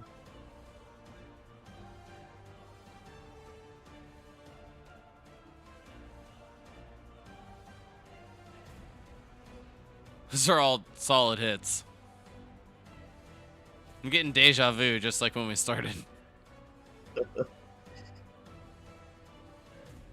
And so if I wanted to, I could do flurry of blows if this doesn't follow through how I want it. Future Yeah, reference. so this is enough. Yeah, this is enough for now. Gotcha. And I think that's all of your movement? Or do you have 5 more feet? I'm 35. sure I have some. I have 5 more feet, so Yeah, 5 I'll more move foot. closer towards the guy that's still alive. I love monks. Now you'll finish them all. Hope that wasn't too loud. May. No, I have like a decibel cap, so you guys can only go so high. Gotcha. So I have a question. Like this position right here, would this right here be difficult terrain? No, it's just like more of like a sunk into the ground kind of thing. Oh, okay. Cool. Then I'm going to move right here. And I'm going to attack with my short sword. Oh, I get advantage, right? Because we're flanking. You're not. Oh, I'm not flanking. Okay, well, I get a second attack anyways. The joke's on you. Oh.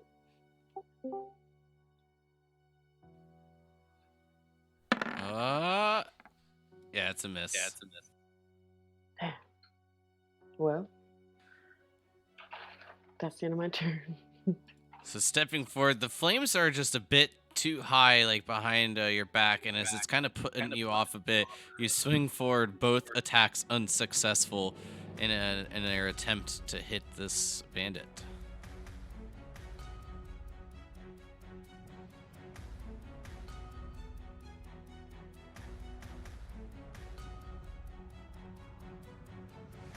Varric. Is that one at the bottom dead? Yes, I'll put an X on it Oh, for you. yeah, I definitely knocked him out. Concussion or dead. All right. Unless you state otherwise, it's lethal damage. Lethal it is. Okay. Wow, I can't really get a clear shot on this guy. If I move here, can I get a shot on him, or is it still somebody in the way? It's going to be a bit difficult, but you can do it, and you've done it before. All right, let's do it.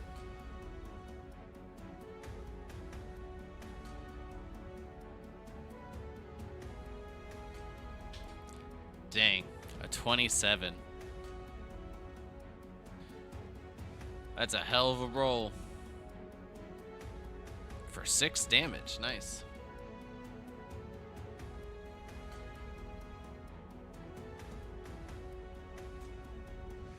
Does that kill him or not quite? Oh no, he's not even bloodied yet. Oh, wow. Okay, well, that's just. I'm gonna take. No, I think that's all. I'm just gonna stay here. That's it. Cool. Shot in the ear. As this guard just watched his brethren be struck down, no! And then strike forward with the sword.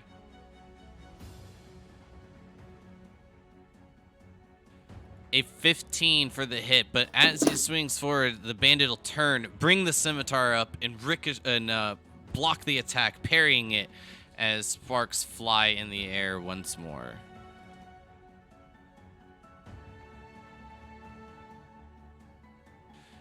Heir to the throne, roll me a d20, please. All right, give me 1 second. Just a flat d20, that's all I need.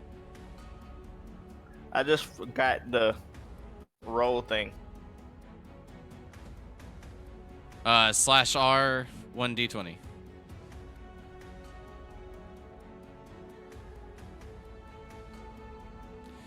And the guard will pass his first save. Adashi, it's your turn. Can y'all hear me okay? Looks like it's going through. Yep. Okay. I can hear you just fine. So I am going to free action draw my other scimitar. So I'm going to dual wield here, or two-handed fighting for a second. And then can I move to this? Oh, sorry. Ugh. Stupid tablet. Okay. Can I move to this space here, right in front of the door? Ooh, that's going to be a bit odd for you with the flaps, but you can. It will just like impede like a little bit like of a restriction for your movement. Okay. And then I want to swing twice. So I want to use one swing with my +1 scimitar. So that'll be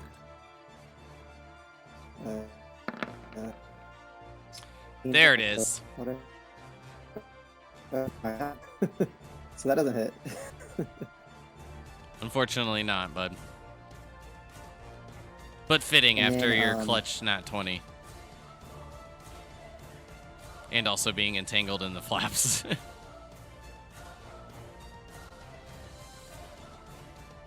And then can I, with my bonus action, swing with my offhand? So I think it's just... I don't have the +1 anymore. So it is...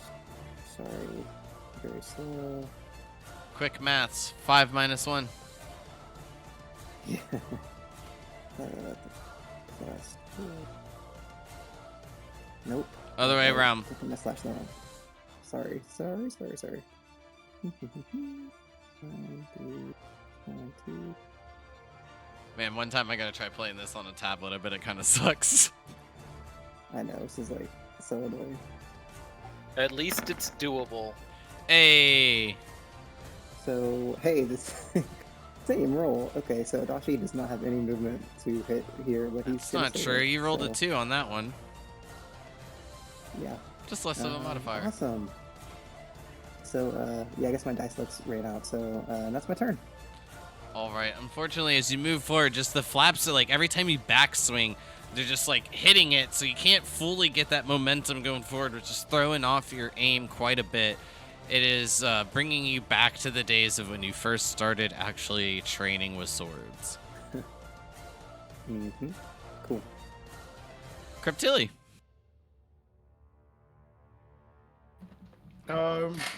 Yes.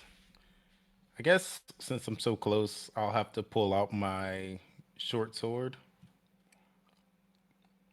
and I'll take a attack with that.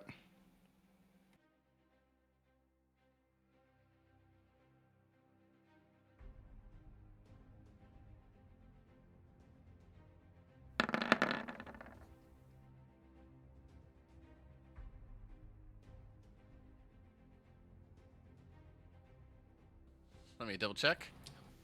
17 hit. And he will parry the attack. My Oh, goodness. never mind. You're good. It only adds 2 to the AC, so you still meet it. Okay, sweet. I suck at math. I thought he had 16 AC for a second. And I'll tell him that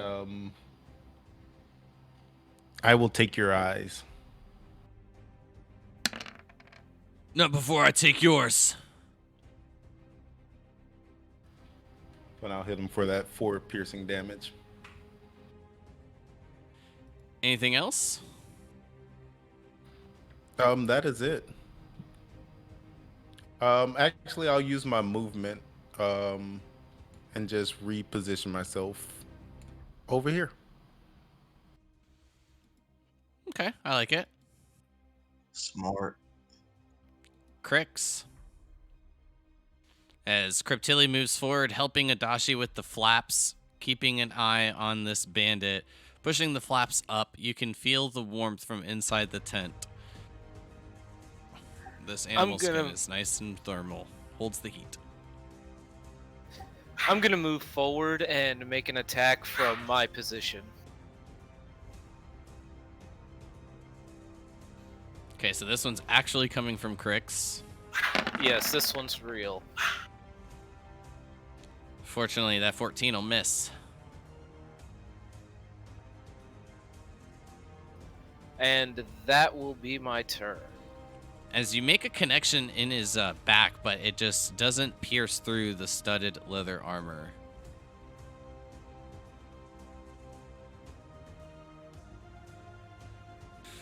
All right, who's he going for? The shadow did hurt him a lot. And it actually is the shadow. I hate dice rolls sometimes. I think it was this the second time on the shadow. You should have aimed for me, because I'm going to talk shit to him the whole time. Oh, don't you worry, friend. Oh, this hurts, but feels kind of good at the same time. It's a natural 20 on the shadow. That hits. For 13 damage, so that's gone. If you remove that, please. You can just delete it, hit backspace on it. And immediately the attention does go to Cryptilli after that comment. And he will finish his attacks out on you, ma'am.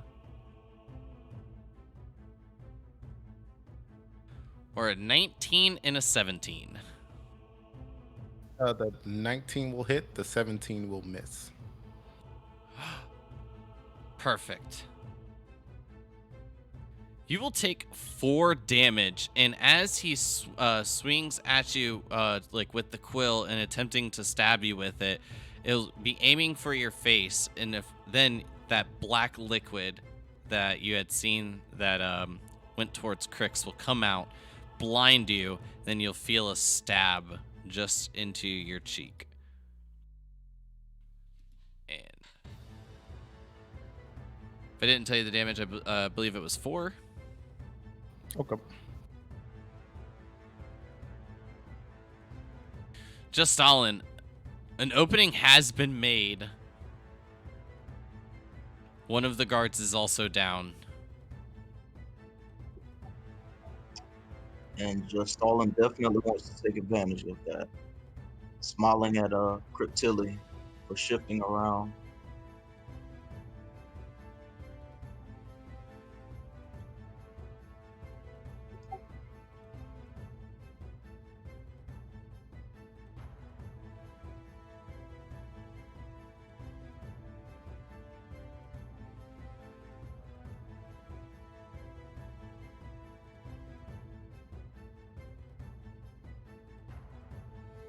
Both attacks finding their target. The 18 will hit with the short sword and then followed up with the 23 from the unarmed strike. Roll me the damage. Go. Nice. 16 damage going into the bandit. And he's looking fairly rough at this point. Now, could I go for the flurry of blows as well? If you'd like to. All right. I believe this is only your second key point. Right. We have one left.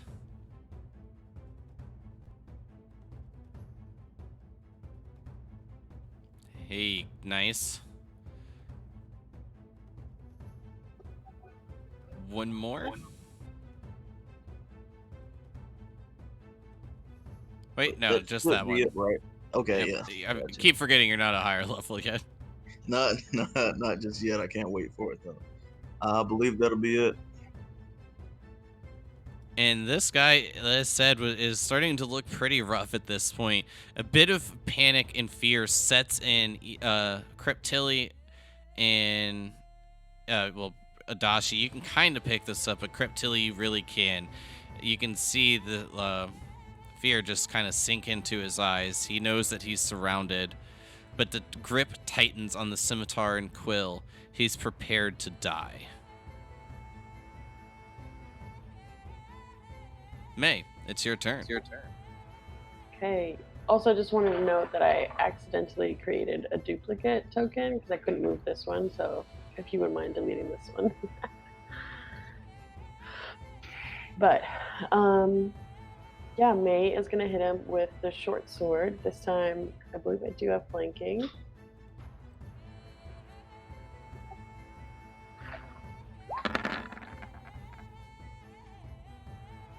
Oh, and you needed it. The other one was a natural one. And I'm going to do the damage and then add the d6 from the hunter's mark.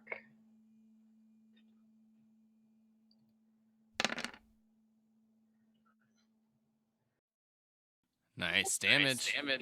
Then I'm going to go for it again. And while I'm doing that, I'm yelling, "What did you do to them?" Because I see the ink in their faces. Is that ink magical or is it just I seem to have wiped it away pretty easily. No. It seems pretty mundane. 18 will hit. Oh, Lord. Now this one is just for the one damage because it's minus your modifier. Right, but I'm going to roll a d6 from the hunter's mark. Correct. A sliver of health. And look whose turn it is! Shocking. Lord Killsteel. Lord Killsteel. Hey, mind your business. Perfect. So I'm gonna move here and try to shoot over the Stalin shoulder. And I will duck down.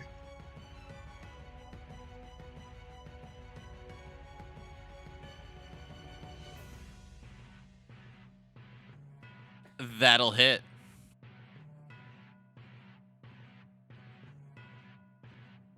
Hell yeah. All right, so how do you want to flavor it? It's the last kill. So I just drop to a knee, shoot over the Stalin's shoulder, and hit him right in the face. Perfect. as I hear that guy's body flop to the floor, can I wipe my eyes and see?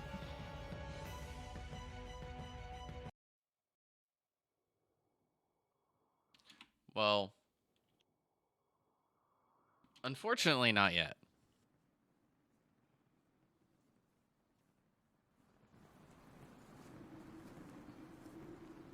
While the sounds of battle have ceased, there is still a couple of issues remaining. Varric, what would you like to do with the rest of your turn? I'm just gonna fall to both knees with my head down because I got caught by that troll ogre person thing.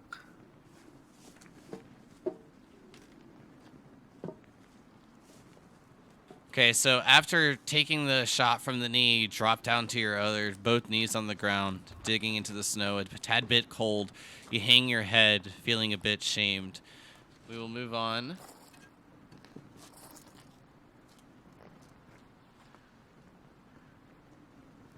This guard will move over. Can who, Lady Creptilli, can you save him?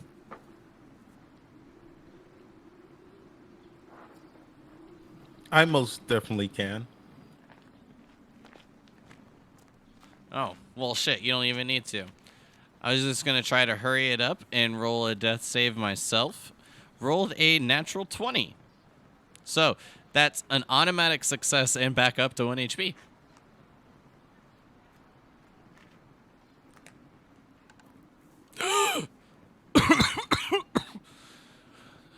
What the hell happened? Don't move, don't move. You're still a bit wounded. But at this point, it'll pull us now out of turn order with all the conflicts No. resolved. Don't do it. The only other slight issue, I guess, is just the tent that's on fire, as that is burning and crackling off to your west side, but there does not seem to be any more sounds of enemies. I would like to do something before turn order ends, if that's okay. Well, it wouldn't have been your turn. Oh. But what is it? So I wanted to wipe the ink off of my eye and spare the dying on this guy that we just killed. I mean, the only difference is that he'd be unconscious for a while. Yeah, I just wanted to take his eyes out when he came back to. Hell yeah, I fuck with it. I'm sorry, that's unfortunate then.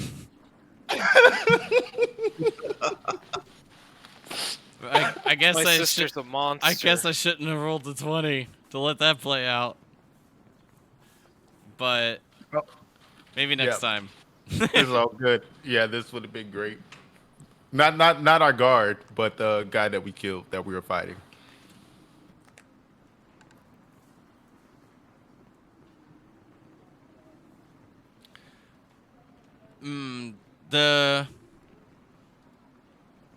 Make me a medicine check.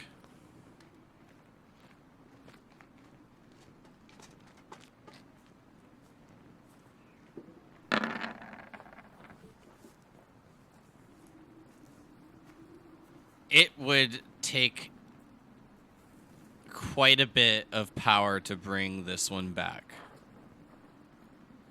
The wounds are too deep, bled out a bit too much, and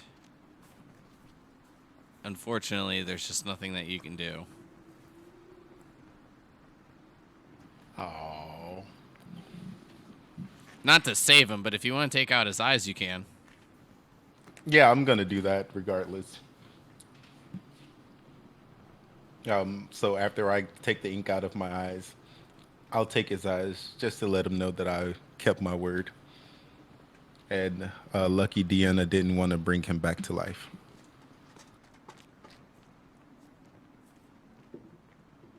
And then I'll search his person. Oh, you beat me to it. May moves around and, like, from her position starts trying to count the bodies of the bandits and sees that there's 11, and she says, I thought the camp had 13 people. I was expecting slightly greater numbers myself. We need to stay vigilant. I'll search the bodies down here. And I search this body. Okay, can Cryptilli and May give me investigation checks?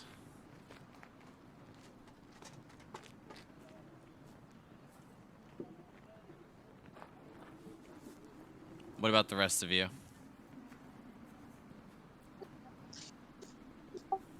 I'll Um, approach Lord Varric and tell him to put his skills to use, and we should both check the big tent to see if anything of value is inside. So my eyes light up and I say, yeah, anything of value. Let's do that. You would like that, wouldn't you, brother? can can I ask how bad is the fire on that tent over on the west of the camp? At this point, I think it's safe to say you would know that the tent is beyond salvageable. Yeah. But it doesn't look like it's gonna like spread and take over the whole camp. Like it's isolated. Is that? I'm just wondering if Give we need to me an put it out. intelligence check. Shoot. What is my intelligence? Should be good. I think I have a +2, so I'm just gonna roll a d20 and add 2. 15. It could. So Cryptilli, real quick before you do anything else, Adashi. The only thing that you find on this one is the studded leather armor, a scimitar, and then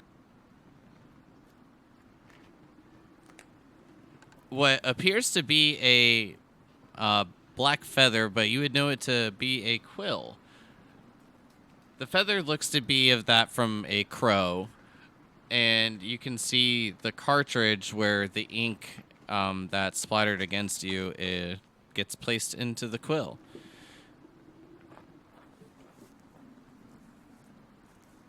And that's all that you find on that body. May, the only thing that you find is the armor and weapons, which is, I believe, just leather armor and a scimitar and a light crossbow. Yeah, is that? Can I tell if that quill or the cartridge has any magical, or is it just mechanical? I'll get back to you in just 1 second, but you can make me an investigation check. May, you find the leather armor, the scimitar, and light crossbow. And just Stalin and Varric, as you make your way inside, the main things that you'll see are a few chests, two to be precise. What looks to be a bunk with a white fur from some type of animal. And then also a crate that kind of looks like a nightstand that is next to the bed. Other than that, just miscellaneous items, a little fire with a kettle atop of it, and that's pretty much it. I'd definitely like to search the chest. Yeah, I was gonna ask if we can do that.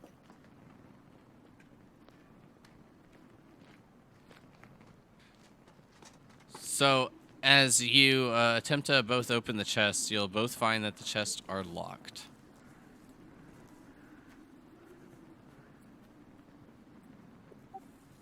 Could we break them open with a check? It is possible. They're just made out of wood with, like, just like that slight reinforcement of iron. It would be fairly difficult, but possible. How would you like to go about breaking it? I'd Varric like doesn't have to any like. go to one of the dead bodies, take one of their scimitars so I don't damage my own swords, and start hacking away at the locks. So if I wanted to pick the lock, what would I have to roll, or would I be able to do that? If you have thieves' tools,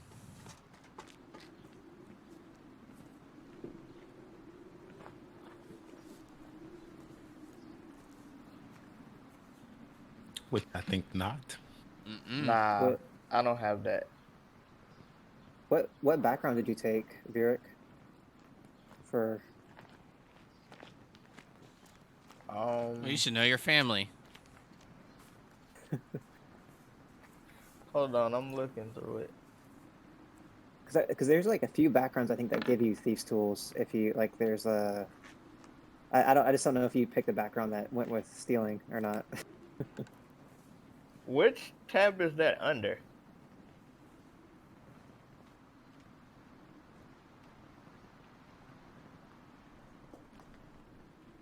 Description. Should be under, yeah.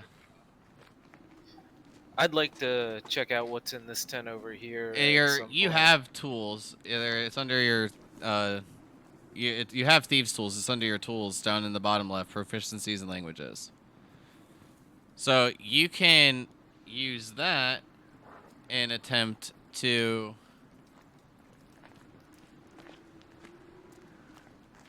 Yeah, I want to do that.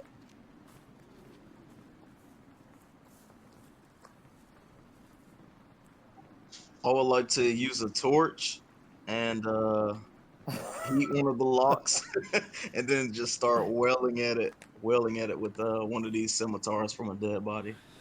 All right, so just Stalin, as you begin just wailing on the chest lock, it just sparks will begin flying. You can see cuts and little abrasions being made against the lock of it. Vieric takes a little bit more of a intelligent approach about it. Can you give me a your thieves tools check, which will be a D20 plus your dexterity modifier? So a D20 plus 3. All right, give me 1 second.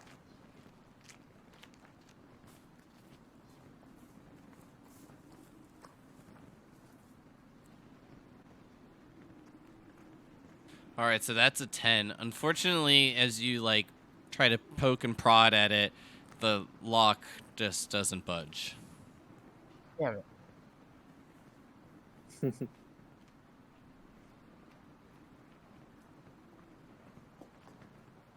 And Adachi, what do you want to do about the tent? I guess can I go to the guards over here, and just verify that the guard that was at 1 HP is okay. So Dashi would just kind of be like, soldier, can you, do you mind if we leave you alone for just a few minutes? Yeah, I'll be fine. Just do whatever you need to do. Make sure none of those bastards are here, left alive. Right. And then he's going to look to the other soldier and say, quickly, come with me. I fear this fire might ruin our camp for the night. And just kind of see it and like just throwing snow, I guess, on the fire. I would spend 10 minutes and try to do an unseen servant to help, but like I feel like 10 minutes is probably too long to wait. So I'm just going to see if he'll help me. Just kind of shovel snow, at least on the parts that are close to the other tent, so that makes sense. Kind of prioritizing like these sides. Yeah, Hearing you have to that- be able to do so. Hearing that, I come over and help from this angle.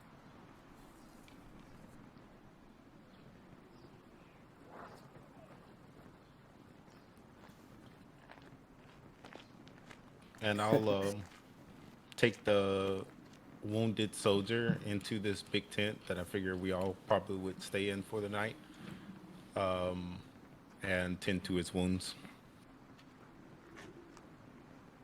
Sounds good.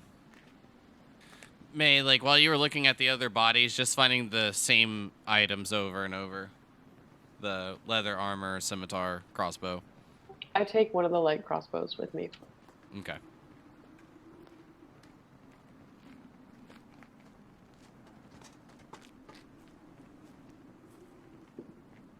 So, Itachi, this does seem to be working. It will take a bit of time, though. Sure. Okay. Yeah, we just keep going until we feel like it's safe to either let it finish burning out or, you know, maybe we have to wait till it's fully smoldered. But yeah. I'll say that it'll take like maybe 5-10 minutes, whether it's the snow that you're throwing on it or the tent has just burned down itself. But it Cool. has not spread.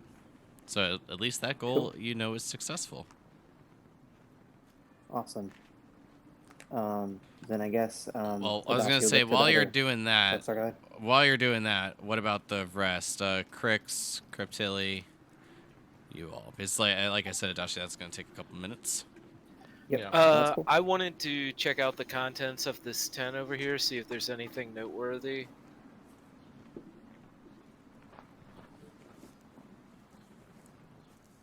So as you open it up and take a look around, Crix, the only thing that you'll find is that you are just met by an awful smell. It smells of rotten flesh. You can just like hear like flies in your mind, like buzzing around like the meat that you just see there that's like rotted. What you assume to be like a fur rug for this thing to sleep on, but other than that, nothing of significance, just a bunch of grossness. Yep. I'm No- gonna turn around and leave. And I'm gonna check this tent while he's doing that.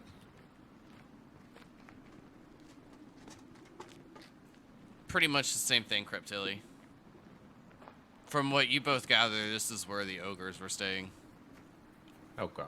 And then I'll just make my way north, checking these for like food or gold, whatever.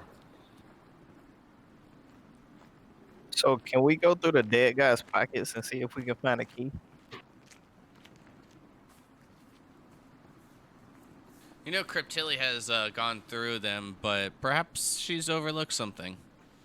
Cryptilli, as you go into the tents, make your way around, you will find a total of 15 rations. And that is it. Besides beds, camp, bedrolls, and things of that nature. Okay. Then I'll just make my way into the big tent and ask the brothers if they found anything.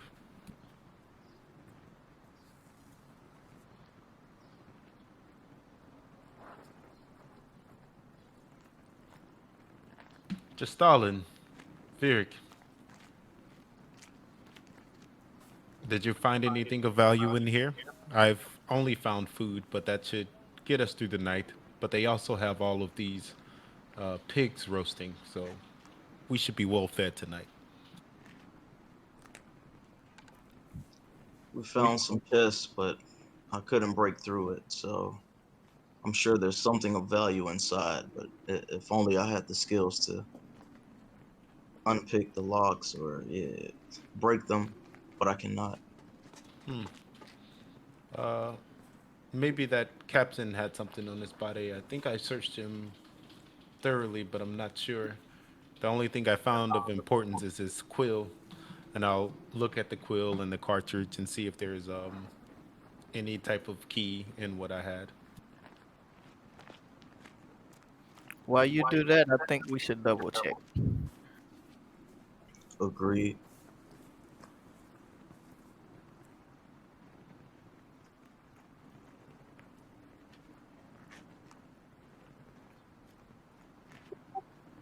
And also, there's we didn't check these bottom tents just yet, did we? I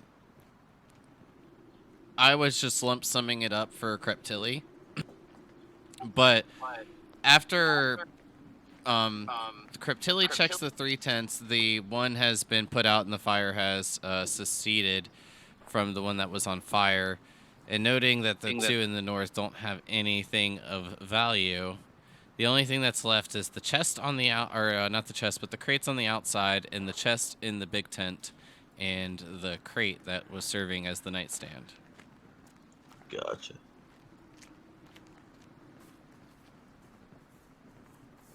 Did you check under his pillows? Yeah. If I didn't find a key in that cartridge, I was gonna start checking this big tent for a key.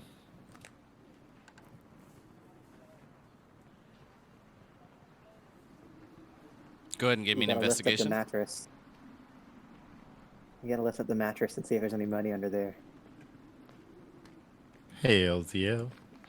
That's where I keep mine. So as you move towards the mattress, look underneath. Unfortunately, no coin. Move to the next decent size of furniture, being the crate. You open it up, and a key is inside, along with other belongings, a pillow, a couple of candles, and just miscellaneous things. Yeah, I'll take the 2 candles and the key out, and I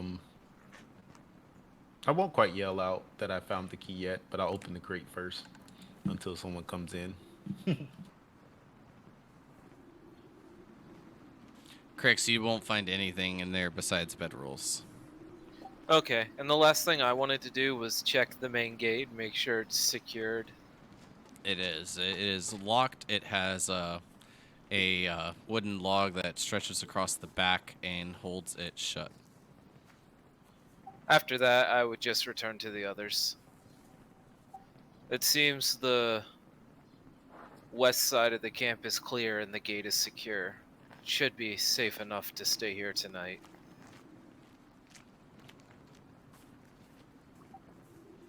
I turn to Group Tilly and I say, one of the guards early on got me pretty good. Do you have one of those potions that Tiger Soul gave you, or? I do have one, but I don't think it's the time for that. How are you feeling?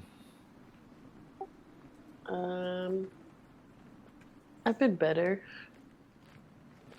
but down 9 points. Is it anything you can sleep off, or?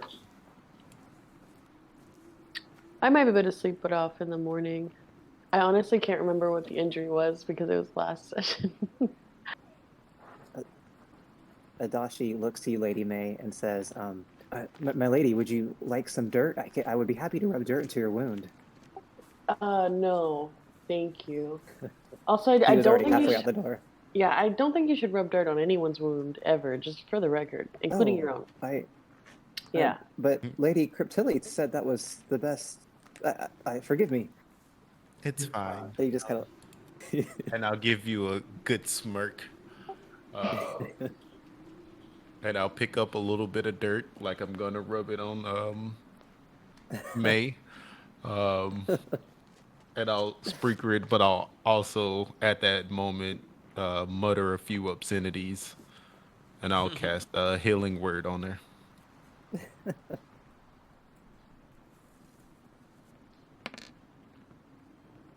Nice. Thank you. Feeling so much better already. Just make sure you mark it down. Yep. Automatic. Mm-hmm. I guess Adashi's back at this point. Is that fair? Yeah, I guess I'm just role playing and being back. Okay. Can Adashi would approach Lady Cryptili after that exchange and say, "Lady Cryptili, do you by chance have the feather that warrior was shooting around? I just wonder if maybe I could spend some time with it and maybe see what magic it possesses." Yes. I would appreciate if you actually did that, Adashi. I had no luck with it myself. And I'll peel out the quill and the cartridge that was along with it and the ink, and give it to him. Cool. Adashi will say, yes, my pleasure, Lady Cryptili. And then he'll take it and maybe like go in a corner and just kind of, his tattoos probably kind of move around. And I think there's probably like, they probably come down his arms and off his hands and kind of encircle the quill. And he just kind of sits there and ritual cast Identify for 10 minutes to see if he can identify what that thing is. All right, sounds good. All right, so there are a few things found, and you got 10 minutes to kill while Adashi is taking a look at this quill. Beautiful. While he's looking at the quill, I'll let them know that I found the key, and I'll proceed to open it. The chest.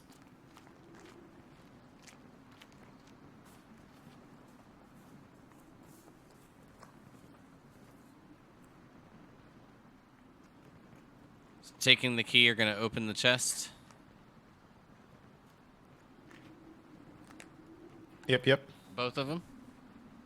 Oh, yeah, whichever one's the key opens, I'll just proceed to open. All right. Well, we'll say you start with the left one. Again, that one does open, and then you move on to the next one, and that one opens as well. What do I find? And of course, I'm just following Cryptilli right now because I tried so hard to open those chests. So I'm in awe. So inside one of them, you will see that there is this vial of a red and green liquid. You would assume to be mixing, but from whatever reason, they seem to be keeping separated while within the vial. Other than that, as you look through it, you will also note that there is a lot of copper, silver, and gold pieces, and scattered in there as well, you will find in both the chests to be gems and other sorts. The second chest in particular will also contain a blue potion. Well, sorry, I shouldn't have said potion, but a blue vial. It's a potion, but good luck figuring it out. It's blue. Haha. This one, probably not as hard. In a red vial. Any of the vials that I find, I'm like always gonna confiscate. And then as far as the coin, I'll ask just Colin if he could count out portion for 1, 2, 3, 4, 5, 6 of us, of us, and I'll give a couple of my portion to the guards after he counts that out. All right, can you give me a sleight of hand check for the vials?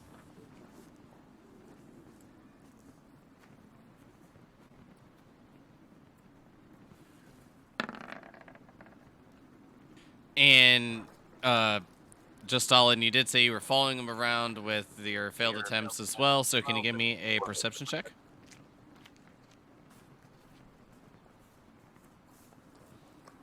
So you'll notice Cryptilli attempting to pocket all of those vials. Whether or not you would like to say something is up to you, but you'll definitely notice it. I will.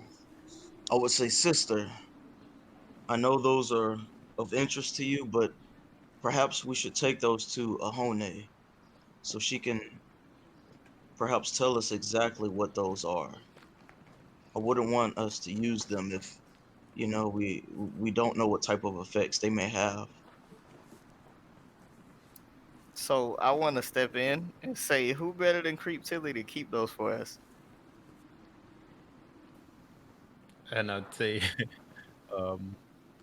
what else would you thought I would do, brother? I am simply taking these so I can figure out what they are. And I'll go and sit by Adachi at that moment and instruct him to count the coin and split it up between our siblings evenly. Of course, sister. You just seemed curious or secretive about grabbing those vials, so I just wanted to check in to let you know what I thought was best. But I trust your judgment. As for the money, yes, of course, we should divvy that up among everyone. Just make sure we don't give too much to Lord Varric. He may give it away to everyone else. What he chooses to do with his portion is up to him. And I'll just continue to walk away and go sit by Adachi until his meditation's over. All right, Adachi, I sent you the information on the item.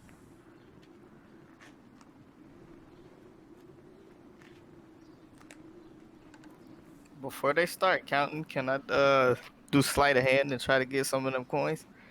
But of Damn it! course. See, I knew it. Do it.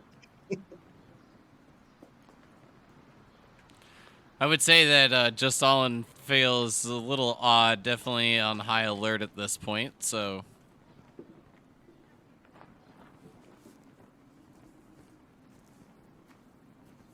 Okay. Just Stalin. Since from the previous conversation, can you go ahead and give me another perception check? Hot dang, that was close. You're able to snag a few. I will roll this. Able to grab a few silver and copper pieces. 5 and 3. 5 silver and 3 copper. Awesome.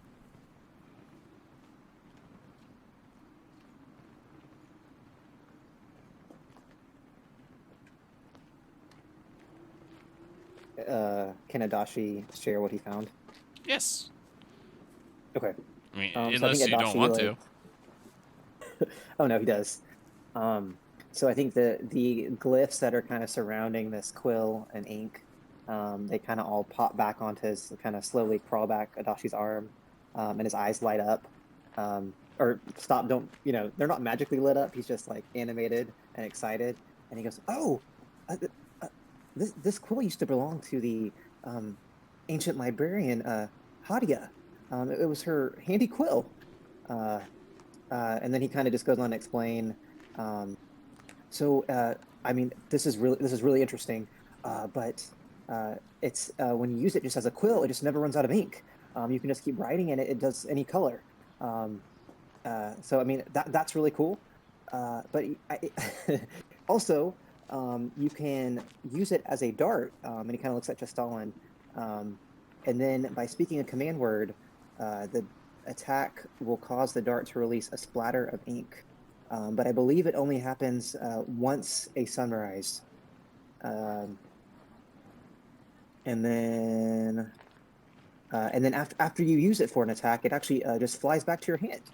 You will have to spend some time with it, whoever decides to wield this, but it should be pretty handy in combat. And he kind of looks at Jastalin. So this is what I almost got hit by, brother.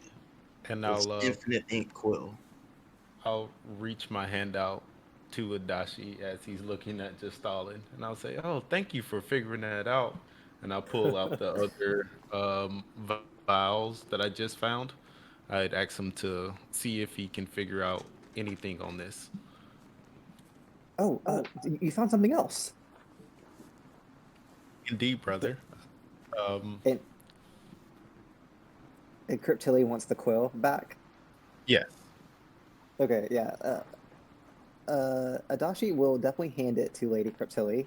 Kind of like very try to like discreetly look at Jastalin and to see what Jastalin thinks. Just to see what Jastalin's face is. But then yeah, Adachi will take the potion and say, all right, just give me a few minutes, my lady. And then he'll focus again. The same glyphs come down his arms, circle around the potion, and his eyes light up green, and he just kind of focuses on it for 10 minutes. Well, I'm grateful for this warm tent. Should we figure out our watch? I'm happy to take first watch, and I think our injured guard here should rest for the evening.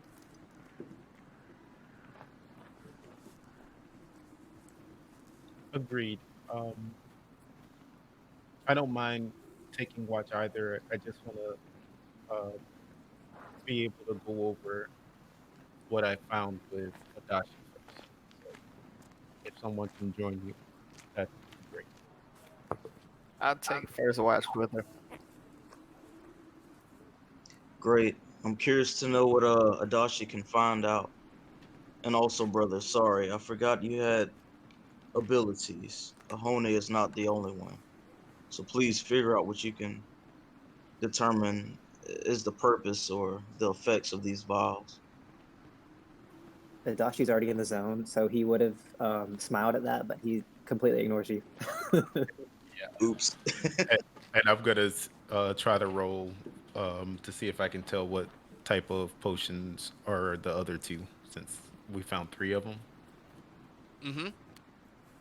Go ahead and give me an Arcana check.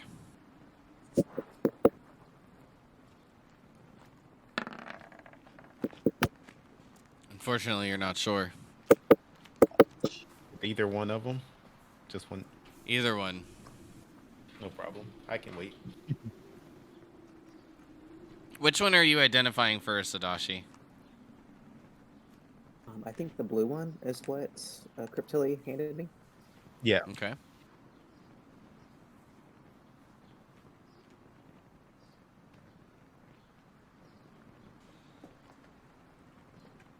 All right.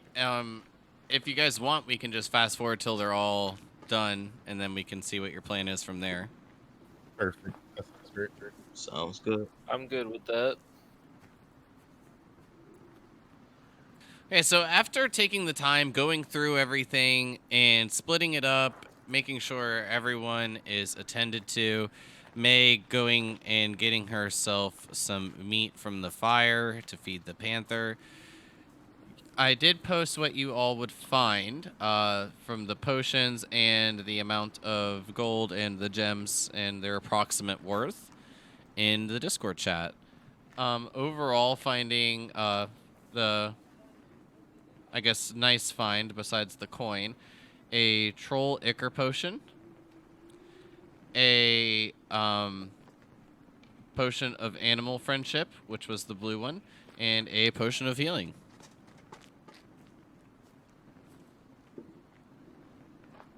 Sweet.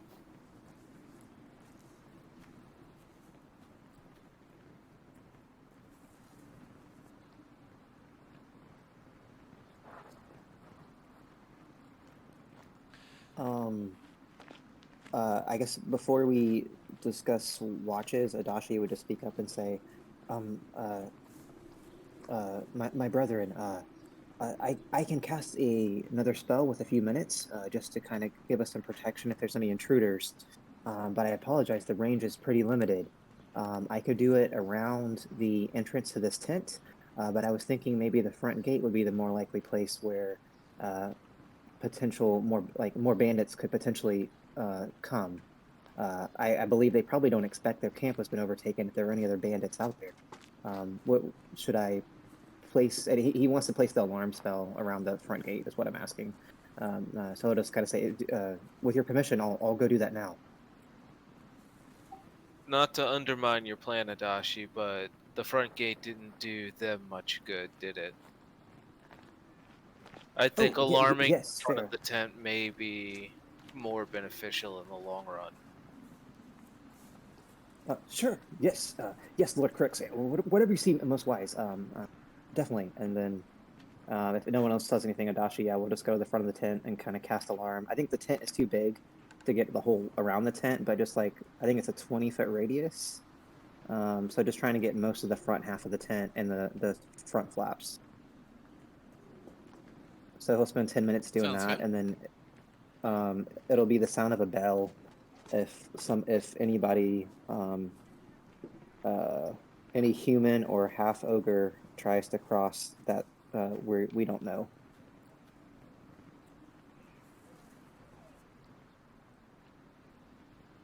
You're gonna do that now, or later? Yeah, before we now, because I think we're about to start watches. I think. Well, May did before go the out to first go watch get food, starts. so she's not within the tent at the moment. Yeah, but since she's an elf, she shouldn't. Like I just said, humans and ogre kin, I guess. Yeah, but it would trigger still would. I just meant for the time purposes. It shouldn't have an Oh, effect, yeah. but I can't ever know for sure. Gotta roll. Sure. Yeah, whenever the first watch starts, he'll do it. So if the Perfect. first watch is starting without May, then yeah, he'll go ahead and do it. All right, May, you've fed your panther. The meat is a bit burnt at this point, being left on the fire for a little too long, but still edible. Definitely doesn't seem to give any odd feelings towards the panther. It just eats it right up. Nice.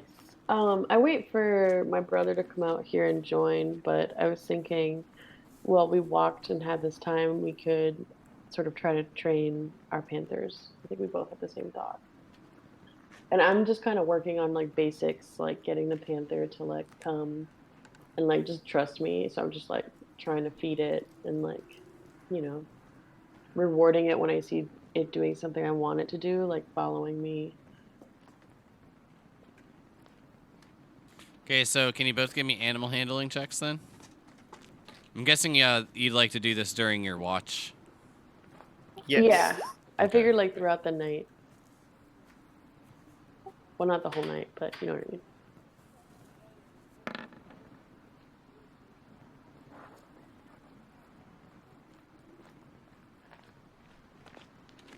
How the tables have turned.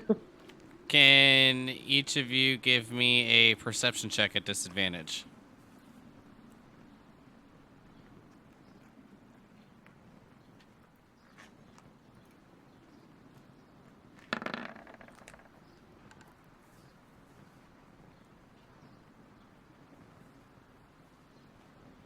I guess it didn't. Oh, there it is. Nice. It says null again. All right. Can you re-roll that for me?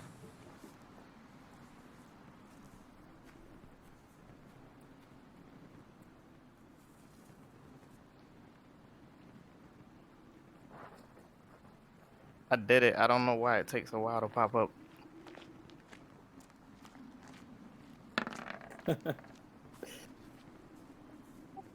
Double no. For whatever, yours is messed up, but when I rolled it from your D&D Beyond sheet, it gave me a 6. All right. For the perception, are you clicking the +3 from your D&D Beyond? Yeah, I think I'm doing it wrong because I right click and then I click on disadvantage.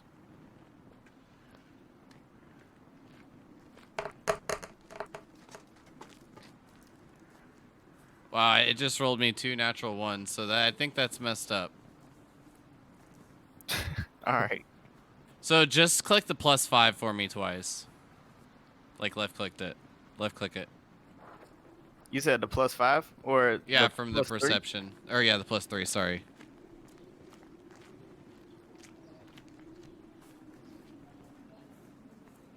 One more time. Nice. So for your watch, let me double check those rolls. Your Panther's giving you a little bit of trouble, but he listens to your commands very limitedly. May seems to be taking quite the lead with hers, especially after probably being separated, have maybe a slight separation anxiety. But other than that, the night is uneventful. Well, your watch is uneventful. All right. Nice. Nice. Next. His first watch order was Adachi and Varric. So who's going to take second? Because now the watch order is a tad different. Second watch could stay unchanged from how it was. It could. It was just Tilly. Correct. Please. That's good with me. So anything that you two would like to do as May and Varric wake you up? Yes. For your watch. During some part of that, I want to try this rematch in this chess game. Like I said before, I'm always up for a match.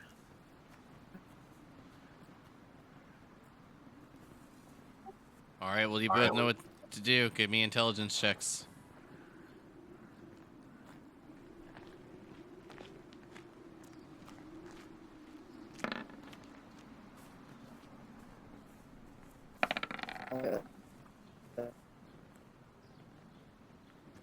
Oh, I don't know why it rolled Unfortunately, the 17 is going to beat the 11.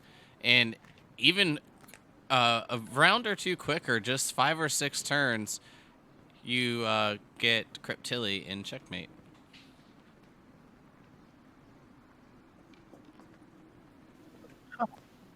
I'm sure you'll get me next time, sis. No worries. It seems I just can't figure you out. It's the tactics of the game. I find them very intriguing. And if it's not like stupid cold while we're doing watch inside of here, I want to check out these drinks over here. I mean, it's not stupid cold, but it is pretty cold. Through the crate in the middle, you find a few short bows, 6 to be precise, and a plethora of arrows, definitely over 50. Nice. The one to the north will be a 2 crossbows, heavy crossbows, and bolts.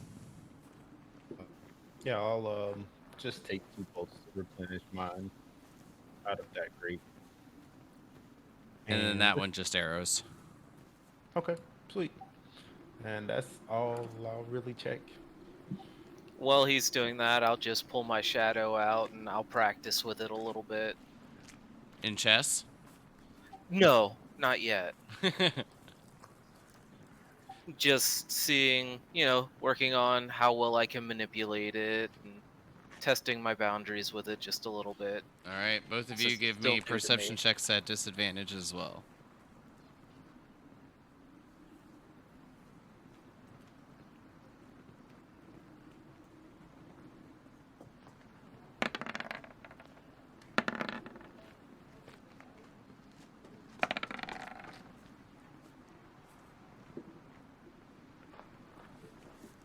Nice. My other one should be coming. I rolled it. It did it the 7 and the 8 next to each other. You're good. That was mine. Oh, that was yours. And Crix, wow, you rolled a nat 20. Good for you, bud. So, your watch is nice and quiet. Practicing with the shadow. Cryptilli checking out some other crates. And after your game of chess. Next, we'll have May for a little bit, and then, or not May, but Adachi, and then the guards. And Adachi, if you have anything, go ahead. If not, just give me your perception check.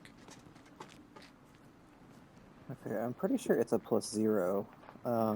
Sorry, I don't have my sheet pulled up. That's but I'm fine. just gonna roll a d20.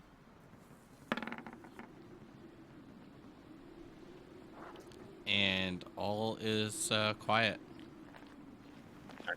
About Cool. halfway, you're able to wake up just Stalin. So in this way, he can finish getting his sleep needed and begin preparing for the next day. Can Adachi actually walk outside with just Stalin and just kind of like talk to him between as they like change watches? Yeah, if that's what you want to do. Sounds good. Yeah, so I think Adachi would just kind of start and say, just Stalin, I just wanted to thank you for coming to Lord Yurik's rescue today. While I had the finishing blow on that ogre, I know I'm a young warrior, but I could tell that your positioning and work earlier was what really made that shot possible. So I just wanted to thank you for that. Without you, I don't know what could have happened to Lord Yurik. For a moment there, brother, I thought I was gonna take over your position, but in the end, I'm glad you came around. You really saved our asses, and you did well.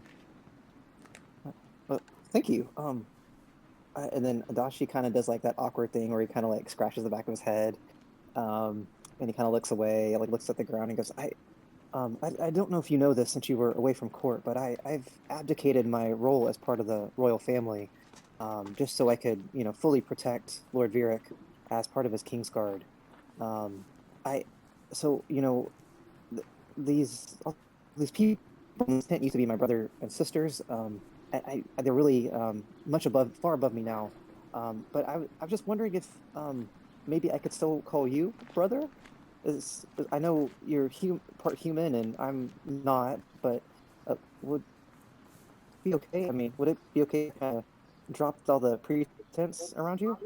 And just Stalin raises his hand to make him stop talking. Adashi, we share the same blood. We are brothers.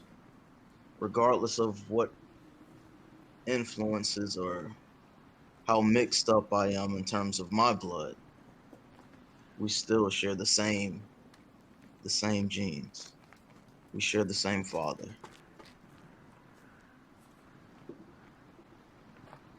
Adachi kind of nods, and like he half gets it. He goes, "Oh, I didn't want okay. to say DNA. Yeah, right. Yeah, same blood mostly. Yeah, same blood. Well, I'll let you get to your watch. Thank you again, brother Stalin. And then he'll kind of walk back and to wherever his bedroll is and kind of go to sleep.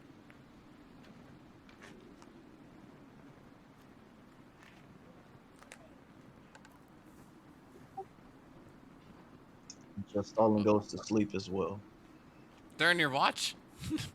Wait, yeah, I'm like, are we going to watch now or? This is the end of your watch. Oh, wait, the end of the watch. Yeah. So, I mean, Okay. basically at this point, it'd be getting to morning as you wake up just Stalin there, Adashi, Oh, okay. being the last watch order. For the day. Okay, Okay. gotcha. Yep. And which will move us to the morning of March 29th as just Stalin and Adashi begin to wake the rest of the family. And with that is where we will call it for this evening, since we are just about at our time. And it will give me enough time to hand out experience.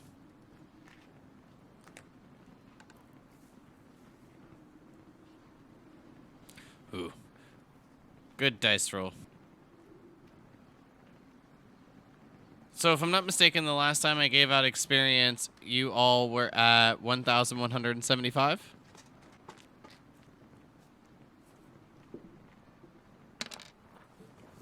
Checking now. Yep, Yeah, that's that's where right. I'm at. That's it. Yep. All right, perfect. So if my math is correct, each of you will have earned 282 experience, which will put each of you at 1,458.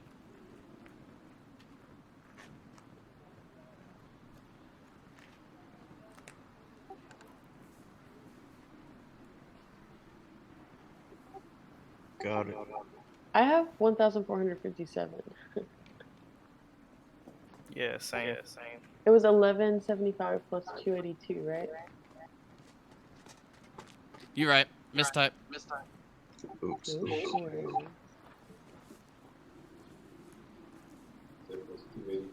Yeah. 282, and then I'll put you at 1457.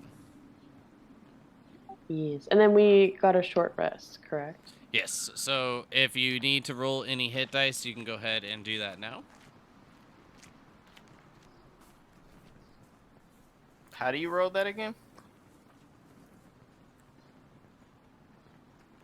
So it's the same way where you go to manage XP, click your name again in D&D Beyond, and then instead of manage experience, click short rest, and then.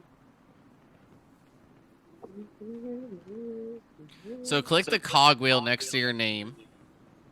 It'll pop up that menu on the right side. And then click the button short rest.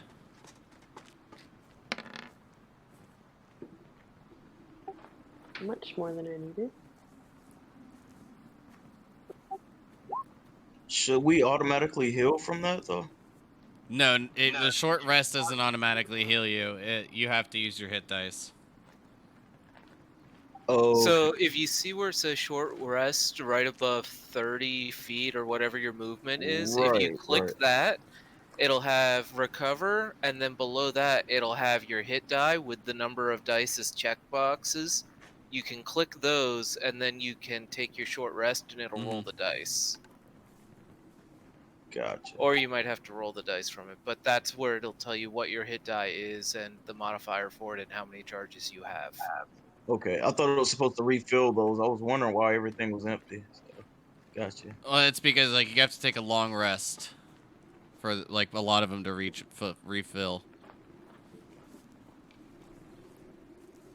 And for a long rest, you need to either level up or stay in a location doing light task for 7 days. Fortunately for you all, you are a lower level, so the levels will come quicker, so you'll not have to worry about that aspect as early. Later on, it'll be a bit more to toggle.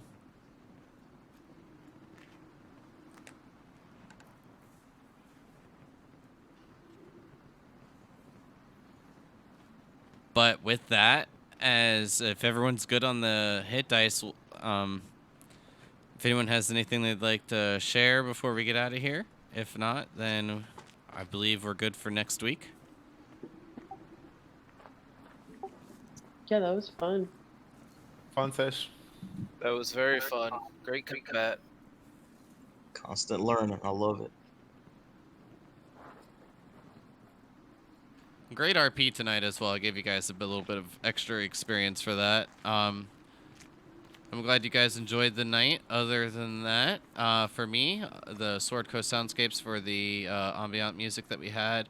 Here's one, a Discord channel that supports D&D streamers, Ninja Monkeys that support all streamers, and both great Discord channels to be a part of and great communities. 2-minute tabletops for map and map assets, and Lady Loxer for the logo. Art soon to come. Still don't want to put a date on it, but it'll eventually get here. But other than that, got no game tomorrow. Might play some other games on stream, but we'll see. And then on Wednesday, Tomb of Annihilation. Thursday and Friday, back to the world of Elista. Other than that, hope to see you all later in the week. If not, have a good week, and see you next time. Bye-bye. Bye. Bye. Bye. Bye.